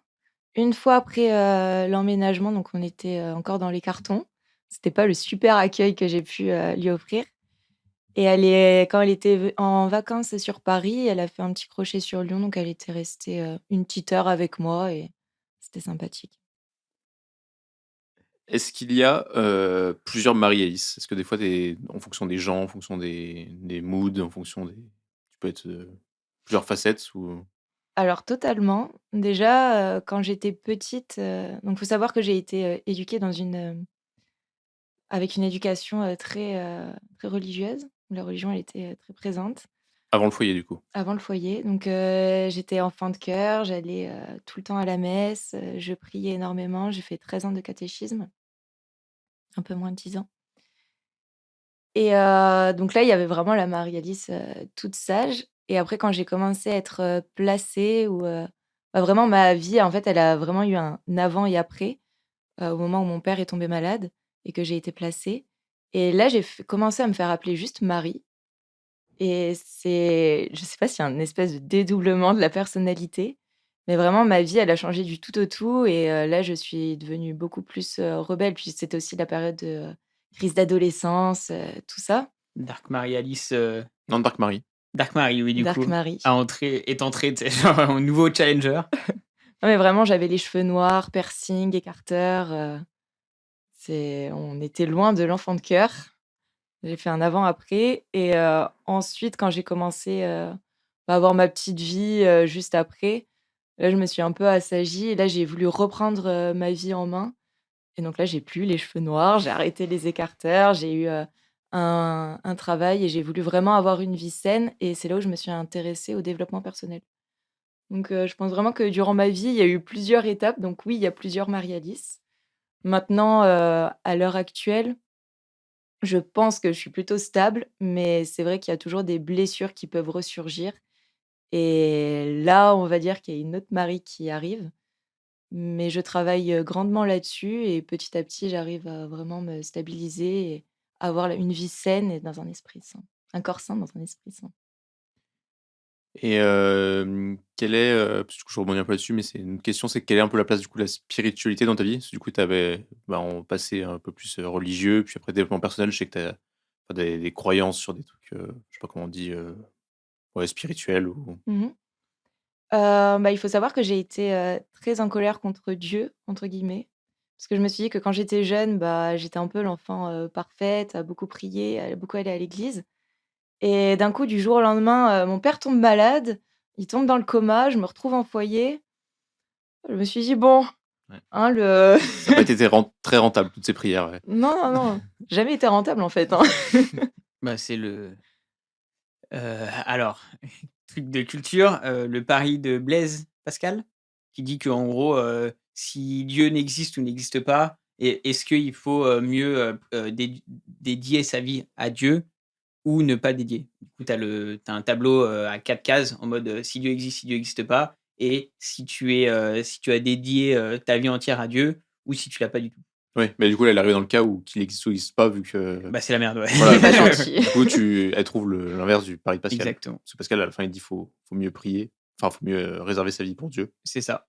Parce qu'en gros, il y a qu'un cas sur 4 où Alors que là, voilà. toi, tu te rends compte, j'ai prié, alors s'il n'existe pas, ça ne servit à rien, et s'il existe, c'est un enculé. Exactement. Tout à fait. Voilà. Puis j'avais beaucoup de colère à ce niveau-là. Ça a créé des blessures chez moi et une espèce de sentiment de trahison et d'injustice que j'étais en train de vivre.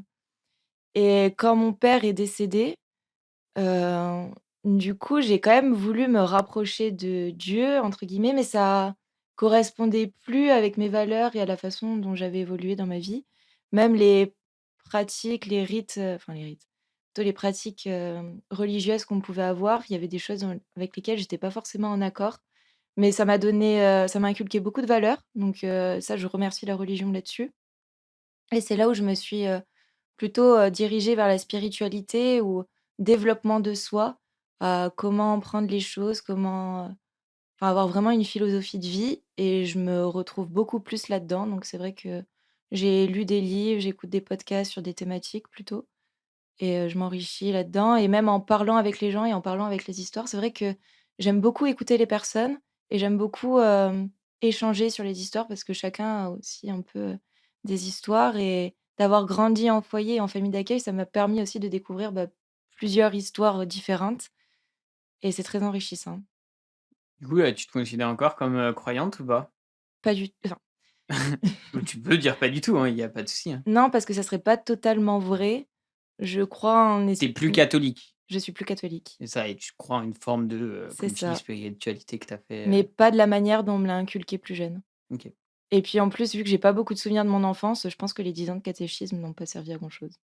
Et du coup, ta croyance, c'est quoi? C'est plus sur une sorte de force qui régit le monde, un peu comme ça, et pas un truc personnifié avec un dieu et. Alors pas du tout personnifié, après c'est plus au niveau des énergies, des ondes. D'accord. Mais oui, pas du tout quelque chose de personnifié ou qu'il faudrait idolâtrer, pas du tout. Et cette spiritualité, elle t'aide à faire des choix ou c'est plus pour essayer de comprendre les gens? Elle m'aide à faire des choix dans le sens où j'essaye de faire des choix qui sont en accord avec moi-même et avec mes valeurs plutôt que, quand j'étais plus jeune, peut-être que je faisais des choix pour plaire aux autres. Alors que Ouais. là, c'est vraiment plus pour être en accord avec moi-même. Alors ça ne marche pas toujours. Des fois, je fais des choses, où avec du recul, je me dis: «Mais pas du tout, pourquoi tu as fait ça?» Donc c'est très intéressant de m'analyser.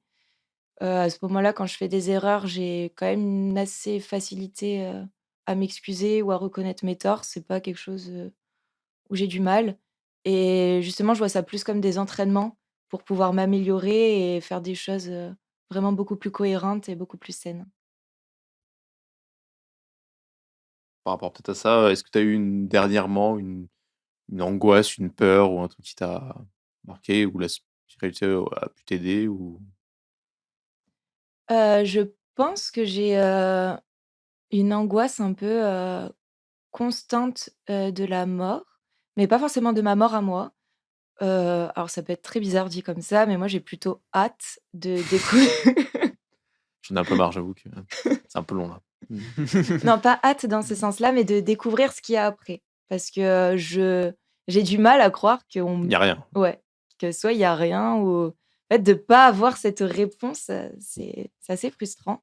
Mais par contre, j'ai extrêmement peur de la mort des autres. Donc c'est vrai que si, j'ai quelqu'un à qui je tiens et typiquement, Aurel, bon, plus trop maintenant, mais avant quand il faisait, je sais pas, des déménagements et qu'il partait loin et que je savais qu'il allait faire, je sais pas, beaucoup de routes, je lui demandais souvent quand il avait un long trajet de mettre sa localisation parce qu'on ne sait jamais s'il a un accident de voiture et puis j'en ai eu souvent des accidents de voiture, donc je sais que ça peut arriver d'être, au courant et c'est vrai que j'ai besoin de savoir que tout le monde va bien et là-dedans, maintenant, quand j'ai des espèces de «crises» entre guillemets comme ça, j'essaye de rationaliser, de me recentrer sur moi et de voir vraiment en fait, mais que c'est juste des peurs irrationnelles. Tu fais des trucs spéciaux pour te calmer? À ce Ou moment-là, j'essaye de rentrer, enfin de comment dire? De me poser et de vraiment d'inspirer et d'essayer de voir qu'est-ce qui est factuel et qu'est-ce qui sort, du rationnel. Et à ce moment-là, j'essaye de faire le point et si j'arrive un petit peu à me calmer, mais que je vois que c'est toujours une peur qui rentre, je vais faire des choses qui vont me mettre, bien, qui regarder un film ou de divaguer un petit peu. C'est un peu bizarre, hein. Non, bah, je pense que c'est naturel. Après, ça l'est peut-être moins chez des personnes, enfin, où tu l'intègres plus, du dire: «Bah, là, il y a aucun souci et je vais pas penser à quelque chose qui va me mettre pas bien», parce que sinon tu vis plus. Tu es en mode: «Bah, là, je sors et il y a un oiseau qui tombe sur moi et je meurs et machin». Enfin, je pense que des fois, il y a des personnes qui arrivent bien à juste, se couper de tout ce qui pourrait arriver et certes et d'autres personnes, un peu comme toi, par exemple, qui, des fois, ont ce petit trou de: «Ah, il y a l'angoisse qui arrive de ah, il Mmh. pourrait y arriver quelque chose, quoi». Mais vu Et que si j'arrive à tu savoir à peu près d'où ça vient, j'arrive aussi à me Bah, déjà, rassurer et oui, à c'est me pas dire, mal. «Bon, bah, là, tu es juste, en train d'angoisser pour rien, tu sais d'où ça Et vient, c'est pas tu arrives grave», à te calmer aussi. Parce ouais. qu'il y en a, ils savent d'où ça vient, mais ils sont en mode: non, oui, d'accord, je sais d'où ça vient, mais ça m'empêche pas de me calmer quand même». Tu te rappelles peut-être qu'on a parlé, mais on va redétailler ce que c'est. Est-ce que tu, sais un peu ce que c'est, toi, tes langages de l'amour? Ce qui est Alors pour rappel, du coup, pour les auditeurs, c'est une théorie, voilà, qui dit un peu qu'il y a 5 grandes catégories, dans lesquelles on peut se retrouver, d'un côté pour recevoir et d'autre pour donner, ce qui est pas forcément il est pas forcément le même.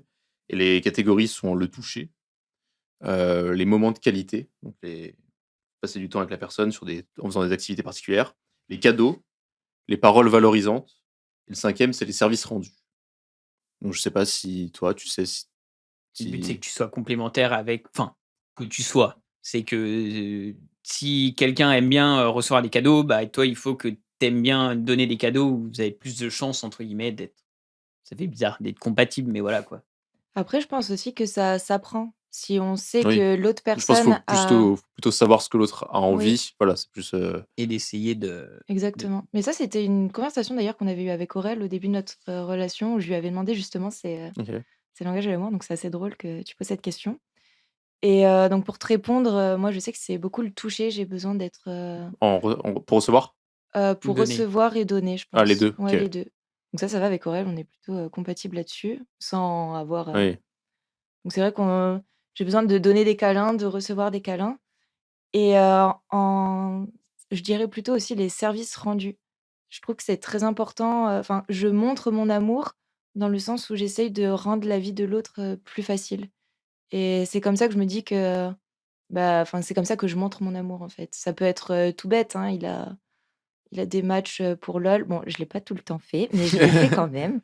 De lui faire à manger, bah, aussi de le soutenir et ça pour moi c'est très important et de ceux que j'ai besoin de recevoir, ça va être aussi, les paroles valorisantes et j'ai oublié les moments de qualité, mais si, c'est hyper important. Tout, en fait, je suis tout. Juste peut-être pas les cadeaux, je suis pas Bon, forcément ouais. très, très cadeau, mais enfin j'adore en offrir, mais en recevoir, c'est pas forcément quelque Après, chose que je vais de demander. toute façon, les 5 trucs sont, enfin, pas essentiels, mais sont dans une «relation» entre guillemets. C'est juste de savoir lequel est tu plus sensible. Il y en a Mmh. un où tu vas être plus sensible. Ce que tu nous as dit, c'est du coup plus le toucher. Mais c'est Ouais. vrai que, bon, j'ai jamais été trop dans une relation, mais bien sûr que tu as des moments de qualité, des trucs où tu rends service à l'autre et on te rend service et machin et cetera. Il faut juste savoir lequel tu es un petit peu plus sensible, pour, voilà, Mmh. pour, je sais même pas pourquoi d'ailleurs, mais Et toi? Sinon? alors, qu'est-ce que tu avais dit dans l'épisode d'Émilie? Moi, j'ai Vas-y, pas à toi, trop de je relations, donc ouais. j'ai Bon. dit j'avais estimé, je disais, je pense qu'en données, ça doit être genre les services rendus, parce que j'aime bien rendre service, aux autres, en fait. Après en réception, je prends tout. Moi, ouais, moi, je sais que mais je crois que c'est déjà ce que j'avais répondu, au Gazemi, c'était, j'aime bien donner rendre des services. En Enfin, c'est comme ça que j'ai envie de me montrer, quoi. Si j'aime bien quelqu'un, bah, le 1er truc que j'aurais envie, bah, je vais essayer de lui faire plaisir enfin, un peu comme ce que tu disais, en essayant d'améliorer, un truc dans sa vie, à un instant T, quoi, Mmh. et en réception, je sais que j'aime bien, recevoir les paroles valorisantes. Enfin, je sais que en général, quand j'en ai, elles me marquent et je les retiens.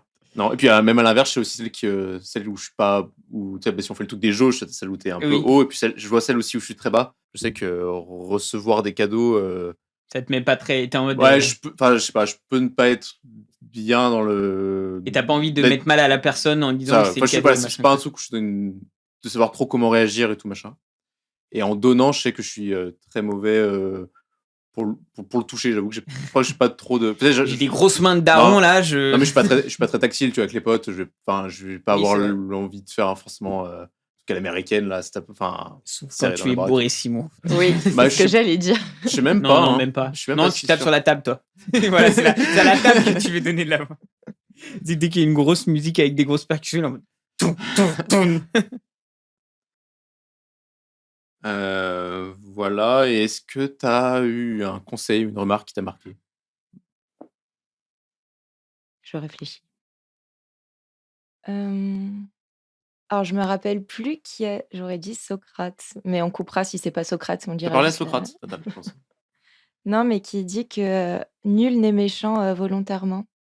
Et ça, je trouve que c'est très intéressant à retenir, dans le sens où il faut pas prendre les choses personnellement. Dixit les 5 accords de Toltec.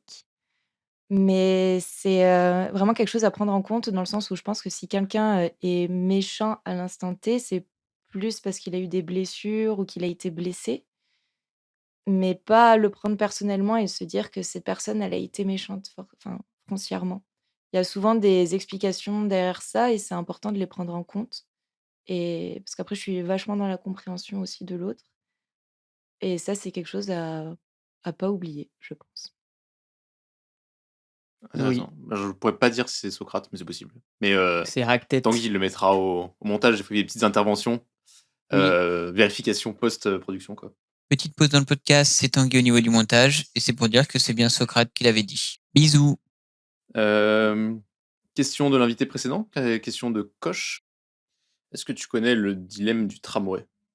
C'est en gros, tu as un tramway qui va aller dans des rails, enfin qui est sur des rails. Ah, du tramway comme ça? Je croyais Ouais. que tu parlais du village où on était. Ah non, Non, le c'est tramway. tramway, ça.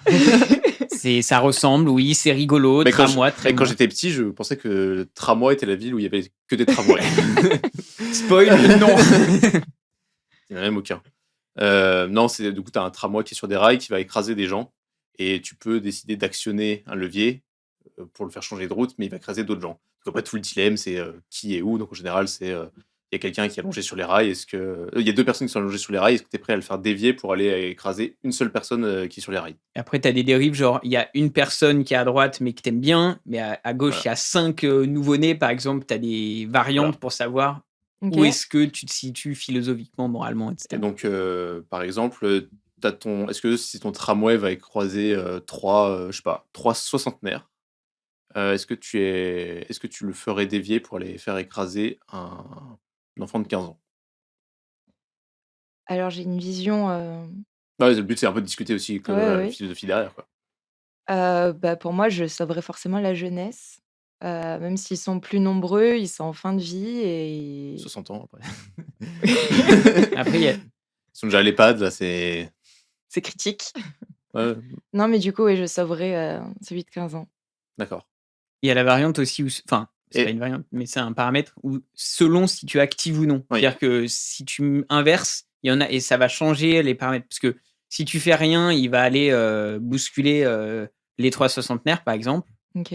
Donc toi, ça te va bien parce qu'en plus, c'est pour la jeunesse, machin, ça. Et si c'est l'inverse, c'est toi qui actionne le levier et donc c'est toi qui vas tuer, entre guillemets, Les 3 volontairement, soixantenaires, ouais. les 3 soixantaires. Pour sauver celui de 15 Voilà. ans. Pour celui de 15 ans. Et du coup, Ouais, je suis ok. selon si tu. Non, mais voilà, Et selon je- si tu fais rien ou si tu actionnes, ça change un peu la dynamique du problème, quoi. Ok. Et après, je sais qu'en vrai, tu peux voir. Et ça, c'est intéressant. J'ai lu un livre qui faisait un peu toutes les configurations comme ça. Tu avais le truc où est-ce que tu es prêt à. Cette fois, la personne, c'est pas tu l'actionnes, c'est en fait, tu peux pousser quelqu'un sur le tram qui va faire qu'en tombant sur le tram, ça va faire ralentir le tram et pas tuer l'autre personne. Mais tu as vraiment le truc où tu pousses le gars sur le truc. Et après, genre, la personne, en plus, genre, c'est un gros, un truc comme ça. Voilà, il y a vraiment, je crois que sur Internet ou sur Steam, je sais plus, il y a un jeu qui s'appelle Trolley Problems. Donc, les problèmes de troll, un peu, entre guillemets. Trolley, je sais pas si c'est une traduction ou un nom propre. Où en fait, c'est ça, mais poussé vraiment à l'extrême. Et il y en a plein. D'un moment, c'est un peu long, etc. Mais les premiers problèmes, c'est ça. T'as le tram, etc. T'as le dilemme où tu pousses quelqu'un sur la voie de tram. T'as le truc, est-ce que je vais sauver ma propre peau ou est-ce que je vais tuer potentiellement des millions de gens ou des trucs. Enfin, ça pousse vraiment le truc à l'extrême. Je sais qu'il est dispo. Il y a quelques. Si vous tapez sur YouTube ou sur Twitch, il y a pas mal de personnes qui l'ont fait déjà. Et c'est que des dilemmes comme ça, quoi. Où ils modifient un petit peu les trucs d'entrée pour savoir est-ce que t'es un connard ou pas, quoi. Mais du coup, tu privilégies la jeunesse plutôt que le nombre. Oui, totalement. Ouais. J'ai un peu du mal avec l'idée de qu'on vieillisse aussi. Trop. Ouais. Après, là, c'est 60 ans, ça va encore. Ah, t'économises 3 retraites hein, sur le niveau des PIB de l'État, c'est pas mal. Non, mais après, je pense qu'on pousse un peu la nature un peu au-delà de ses limites. Et 60 ans, c'est un très bel âge, il y a pas de souci, mais je pense qu'on est encore bien 10-20 ans, quoi. Après, ça devient un peu plus critique. Et si c'est tes grands-parents qui sont sur la voie de tram? Ah, pareil. Ah, Après, ils sont déjà morts, donc Ouais, bon, c'est sûr que d'accord, comme ça, forcément. mais même s'ils avaient été vivants, hein. OK. Oh, bah, ça, c'est la plus intéressant. Oui, après, c'est facile de le dire Oui. à table, au micro, que de le faire. Après, actionner. Ouais. Voilà. Actionner, ça aurait été un peu, parce que là, j'aurais vraiment eu l'action de Salut tuer mamie, mes salut papy. Pour la jeunesse. On passe aux 5 sens? Exactement. Car de bouche à oreille, j'entends dire aujourd'hui que l'éveil des 5 sens a de beaux jours devant lui. Ta Madeleine de Proust. Alors, Madeleine de Proust, pour les auditeurs, c'est l'aliment qui, en le mangeant, te rappelle un souvenir d'enfance. Enfin, l'aliment est vraiment associé à un souvenir d'enfance. Un souvenir plutôt positif. La purée de ma grand-mère. Parce qu'il faut savoir que j'ai été très, très, très souvent chez ma grand-mère quand j'étais petite. C'était elle qui venait me chercher à l'école. Et autant j'ai pas beaucoup de souvenirs de mon enfance, mais alors sa purée, c'était quelque chose. Quel plat, aliment ou boisson détestes-tu alors que la majorité des gens l'aiment bien? Plat forcément ou ça peut être un aliment? Oui, non, c'est tout qui se mange, quoi, ou qui se boit. Le chocolat. Ouais, pas fan? Alors ça dépend sous quelle forme. Sous la forme d'une tablette, j'adore, je dégomme la tablette. Mais tout ce qui est gâteau au chocolat ou quand il y a trop de chocolat comme ça m'écoeure et j'aime pas du tout. Donc à chaque fois, typiquement ma mère, elle arrive pas à comprendre qu'est-ce qui est du chocolat et qu'est-ce qui n'est pas du chocolat. Donc chaque Noël, elle me dit: «Ah, je t'ai acheté plein de Mars, Twix, enfin tout qui est au chocolat». Elle me dit: «Vu que je sais que t'aimes pas le chocolat, je t'ai acheté ça». Donc il y a une sorte d'incompréhension et Aurel est très content. Il va pouvoir tout récupérer. Exactement. Quelle odeur te révulse alors qu'elle est généralement plutôt appréciée? L'odeur des barbecues. C'est tout le monde à chaque fois, il me dit: «Ah, ça me donne trop faim, ça m'ouvre l'appétit». Je trouve que ça pue le cramer. Et est-ce que c'est l'odeur juste du feu qui brûle ou aussi avec enfin, avant qu'on mette les saucisses ou après qu'on mette les saucisses? Ah, Très les important. 2. Même quand on met les saucisses, je sais pas, ça m'ouvre pas l'appétit. Après, quand on commence à mettre des légumes dessus, j'aime bien. Petite brochette là, de légumes, Mmh. poivrons, courgettes, etc. Complètement. Pourtant, je suis une grosse carnivore, hein. Juste le barbecue, tu en mode, Ouais. non. Et l'odeur que tu apprécies le plus? Je vais être gnangnan et dire celle d'Aurel. Tu peux, mais c'est gnangnan. Chloé l'a faite dans l'épisode avec Pizzo. Antoine. Mais non, sinon, l'odeur que je préfère, je dirais l'odeur de l'herbe coupée. J'aime beaucoup, ça me rappelle la campagne. Campagne. C'est ressorti déjà, donc c'est quelque chose Oui, j'avais déjà dit. de C'est une réaction chimique très précise, mais voilà. C'était. le son le plus insupportable? Ce que tu m'as fait écouter tout à l'heure. Ah, les 2 bruits de Avec métal Le crissement là de du train qui freine. Oui, ah, ça m'a donné des frissons. Salut à tous, c'est encore Tanguy au niveau du montage et c'est pour dire que Simon nous avait fait un 3e mini-jeu. On l'a supprimé car il prenait trop de temps. Et lors de ce mini-jeu, il nous a fait écouter un train qui freinait et le crissement des freins contre le métal faisait un bruit strident horrible et c'est de ça dont Marie-Alice parlait.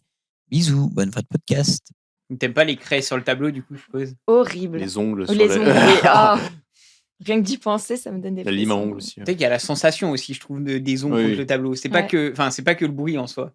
Mais je trouve que Vraiment quand le- tu l'entends, tu te projettes en fait dans le truc Oui. où c'est. Et le son le plus relaxant. Mmh, le carillon, je dirais. Ah oui, ouais, c'est joli comme Mmh. carillon d'église et tout. La sensation la plus pénible. Alors, vous allez peut-être me trouver bizarre, mais c'est de pas avoir de chaussettes. Ah, je déteste ça. C'est Les pieds froids sur les carreaux. non, mais c'est vraiment d'avoir le pied nu. Si j'ai une chaussure avec, c'est ok, mais Ah s'il oui. y a rien du tout, ah, je déteste. Le pire truc, c'est quand je suis dans le lit et que j'ai perdu mes chaussettes, et là, je me retrouve pieds nus. Du coup, tu dors avec des chaussettes. Je suis tout le temps avec Ah des oui. chaussettes. Donc, si vous voulez avoir plus de détails, vous Je vous ne veux doutez pas plus de que détails, mais C'est marrant. Et l'activité manuelle la plus satisfaisante. le bricolage, 1000 fois. J'adore bricoler. N'importe quel C'est type de truc. Ouais. bah, dans la maison, bricoler, pas enfin, pour fabriquer des choses, peut-être pas forcément. mais réparer, c'est ça. Ouais, j'adore. Je trouve ça hyper satisfaisant. Tu te creuses la tête un peu, tu vas à Leroy Merlin, t'as acheté un truc, c'était pas ça qu'il fallait, tu y retournes, c'était toujours pas ça qu'il fallait. Tu regardes des tutos sur internet, ça ne ressemble pas du tout à ce que tu as, et puis à la fin, tu y arrives, et je trouve ça satisfaisant. Et j'aime bien tout ce qui est manuel comme ça, pouvoir réparer. Et je me sens un peu. Ouais, truc satisfaisant, ouais. Ouais. La chose la plus désagréable à regarder. Mmh. La violence de La tout. violence de ce monde. Ah, je ne peux plus me lever en face. Non, mais autant quand j'étais jeune et que je voyais les bagarres qu'il y avait au foyer, c'était quelque chose où du coup j'étais un peu habituée. Et donc ça me choquait pas du tout. Pour moi, je regardais ça, bon, voilà, c'est chiant, faut appeler les flics. Ça a niqué la soirée, mais bon. C'est pas grave. Alors que maintenant, là, typiquement, il y a pas longtemps, on regarde, parce que là, on fait avec Aurel les 100 films les plus connus, meilleurs scripts, réalisateurs, enfin voilà. Et on regardait Fight Club. Et à un moment, il se prend vraiment plusieurs patates dans la tête. Et j'ai eu beaucoup de mal à regarder ça. Et maintenant, je me mets à fermer les yeux, alors que avant, bah, c'était plutôt simple. Et maintenant, je me rends compte que j'ai beaucoup, beaucoup de difficultés à regarder de la violence. Et pour finir, devant quoi pourrais-tu te poser pour regarder des heures? Mmh, la mer. Je m'attendais à cette J'en question. étais sûr, voilà. J'ai Pour finir j'ai sur, parié. J'ai bah, parié 1000 € sur cette réponse. avec quelqu'un du Sud, c'est normal. Ça permet de terminer. La mer le matin ou le soir? Alors, c'est 2 ambiances différentes. Mais ça dépend vraiment de mon humeur, en fait. Si j'ai un élément plutôt mélancolique, on va dire, j'aime bien y aller en fin de journée, quand tu commences à voir le soleil se coucher, les gens qui rentrent et qui rangent leurs serviettes, leurs transats. Quand je parle du Sud, je sens que mon accent, il revient. Et le matin, ça va être plus pour commencer une bonne journée et de voir vraiment tout le petit monde se lever. Je trouve ça super agréable. Et donc, je suis comme une petite vieille sur un banc, mais moi, je suis sur le rocher. Je peux plus faire ça maintenant. Et non, à Lyon, il n'y a pas grand-chose de. Non, pas tellement. Dans le Rhône, là, j'ai vu un monsieur qui avait pêché un énorme poisson et qu'il avait mis du coup hors de l'eau. Le poisson, il était en train d'agoniser, le pauvre. Il a mesuré, il était tout content et après, il a relâché dans l'eau. Je n'ai pas compris. C'est la pêche au no-kill, je crois que ça s'appelle. De toute façon, il y a Les plein de brochets trucs. aussi, des fois, c'est gros et tout. Je sais pas si. Ouais, il y a un poisson Mais il y a chat. beaucoup d'endroits où en fait, tu Une n'as juste pas silure. le droit de garder le poisson. C'est la pêche pour de la pêche, quoi. Pour le truc de j'ai pêché un poisson de X centimètres de long, etc. Mais j'ai eu un peu de mal avec le fait de le sortir de l'eau, à la limite, mets-le dans un bassin si tu veux le temps de récupérer pour le mesurer, parce que là, le gars, il avait rien sorti du tout. Du coup, il était dans son sac en train de chercher tranquillou, et puis tu avais le poisson qui était en train d'agoniser. Donc, au moins se préparer un minimum. Moi, il retourne dans l'autre, il est en train de suffoquer parce qu'il n'y a plus d'air. Il a le moitié de la bouche qui est arrachée avec la ligne. C'est un sketch de Gad Elmaleh. que je ne ferai pas Ah ouais ici. Ah, je sais pas. Son dernier spectacle sans tambour, où en gros il imite un poisson qui justement se fait happer. Et en fait, il dit en gros, les poissons, en fait, ils sont cons parce que ça fait depuis quand même longtemps qu'il y a des humains et qui pêchent et ils ont toujours pas remarqué la combine, quoi. Tu vois, est-ce qu'il y a ils auraient pu ne pas savoir, mais il y a quand même des poissons qui restent lâchés et qui peuvent les prévenir, les autres poissons, tu vois. On arrive à la fin du podcast. Ouais. Marie-Alice, est-ce que tu as apprécié ce podcast? Oui, j'ai passé un agréable moment avec vous et merci de m'avoir invité sur ce podcast. T'étais stressé un petit peu avant ou... Un petit peu, je suis pas forcément très à l'aise. Franchement, ça allait. Ça s'est pas senti, ouais. Ouais, parce que t'as parlé direct, surtout t'as une voix qui rend bien sur les micros. Et bon, là, c'est pure technique. Hein. le T'as la fond, bonne je m'en fréquence. fous, ouais, c'est ça. Le fond, je m'en fous, mais la forme, c'était nickel. Non, du coup, c'est cool. Un petit mot pour se terminer. Dis le mot qui te passe par la tête. Ricard. Matelas. Ah, je réfléchis. Faut pas réfléchir, Tanguy, c'est le but de... Oui, c'est toi qui as inventé ce justement, concept. je réfléchis pour ne pas réfléchir. Voiture. Voilà. Vraiment nul ce mot. Bon, en tout cas, merci de nous avoir écoutés à tous. Et Merci. à dans 3 semaines. Au revoir. Au revoir.